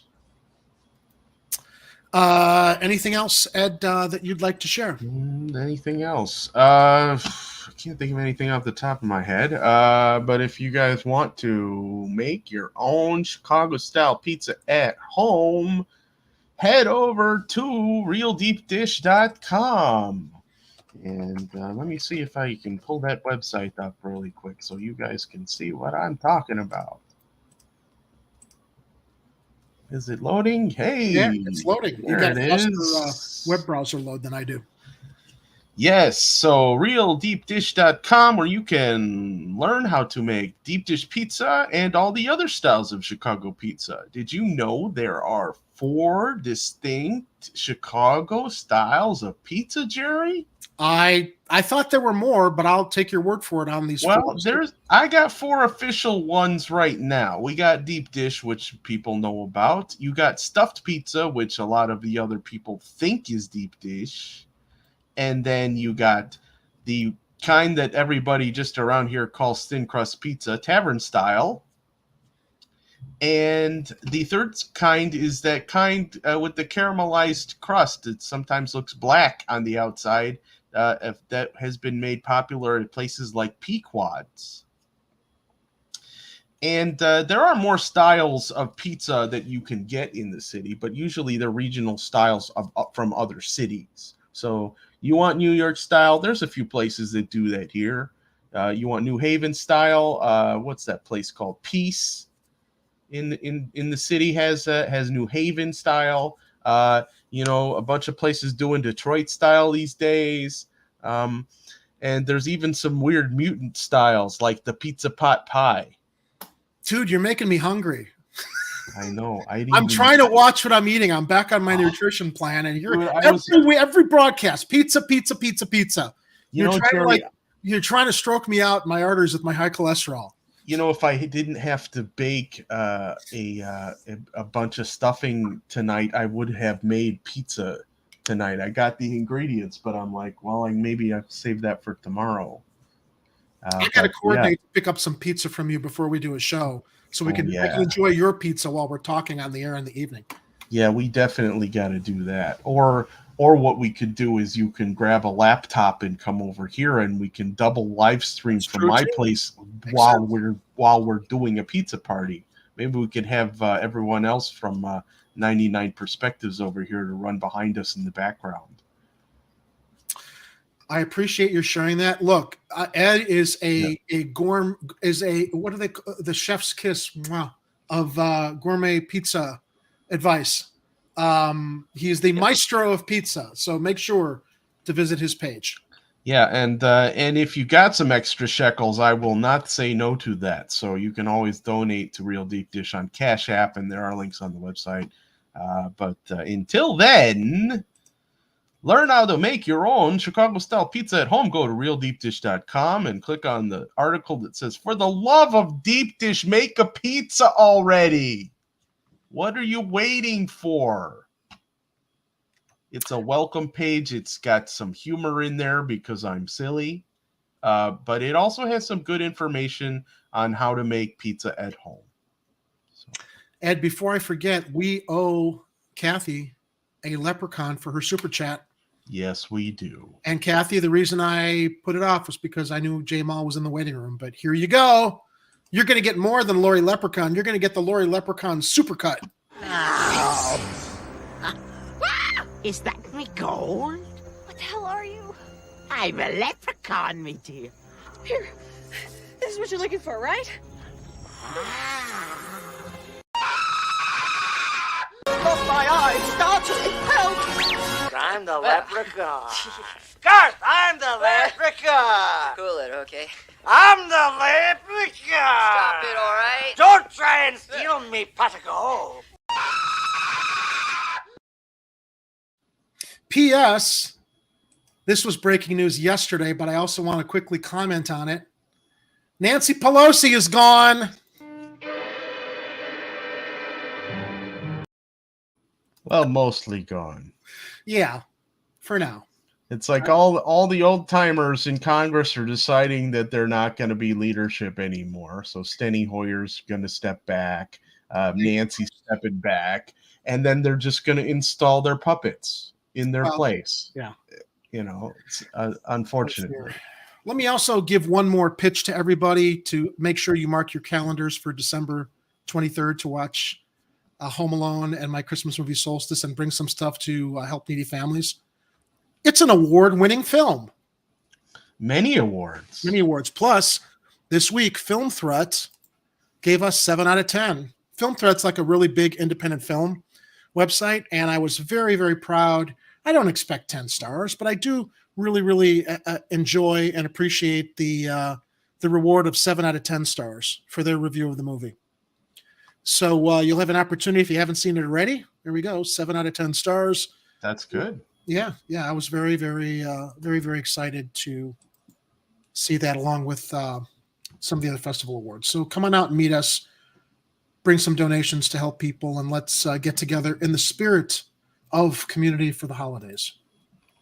So Ed, thank you for sharing your deep dish pizza website. And I hope that people will visit that website. I hope people will mark their calendars. I hope people will please make sure, if you haven't already, to like and subscribe our page. Make sure that you share our show on social media, share our links on social media. We are now at chicagocornertv.com. So it's really not that easy to forget us with a web domain that easy to remember. That's true. Jerry, should we tell them about Tuesday? Yes. Last news, teaser for Tuesday. Another Tuesday teaser along with a Tuesday teaser along with Jamal's Monday teaser. Ed, you wanna share? Okay, yeah. Well, Kira's gonna be off on Tuesday, and so they're gonna let me drive the bus. So hold on to all of your horses and buckle all the seatbelts. I'm sorry. Hand off my penis! No. What is the charge? Eating a meal? A succulent Chinese meal? Gentlemen, this is Democracy Manifest. We're democratizing Chicago Corner, and since Kira's going to be gone, and I like to co-host Tuesdays, I like to sit back and not do the work, but just comment. I said, Ed, you want to do it? So Ed's going to be guiding the ship on Tuesday. Yeah, so it's going to be interesting. If you guys want me to cover any specific topics, hit me up on Twitter at RDD Pizza or whatever. Let me know if there's any stories you want me to talk about. Otherwise, we might just spend, 2 hours talking about pizza, which is always good. 2 hours talking about pizza with Ed.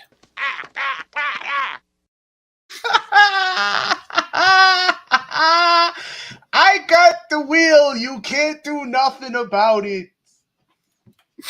Yeah, I'm hoping I don't regret my invitation. I know I won't. I will not regret my invitation. We'll have a good show. I'm very excited to have you bring your voice and your personality to guiding the show, and hopefully you'll get a lot of feedback from our viewers and followers on stuff to program, stuff to present. Oh yeah, and on that announcement, the sex bots are back in the chat. No, are they? What did we say? Oh yeah. I don't know. Maybe they like pizza. Maybe I have always identified your love for pizza as being a real fetish. So maybe they're connecting the the sex spots with the fetishization of pizza. Yes, he will. Yeah, I think what it was is the trigger words were pizza pot pie. I'll take your word for it. Ed, as always, thank you for helping me drive the ship tonight, co-hosting in the co-pilot seat. He will be in the captain's chair Tuesday. In the meantime, I want to thank everybody. Oh, sorry, I was too premature. Oh, cheers and salutations. I'm so excited that Ed's going to be on the show Tuesday. Thank you, Kit.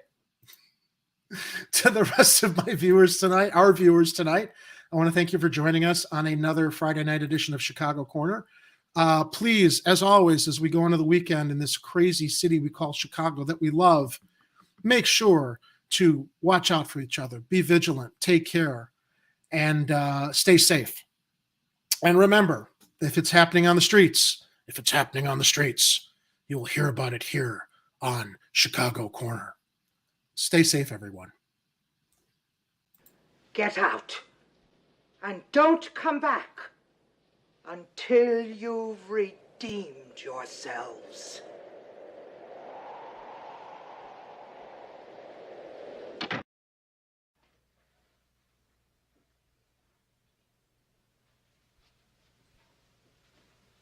You're still here? It's over. Go home.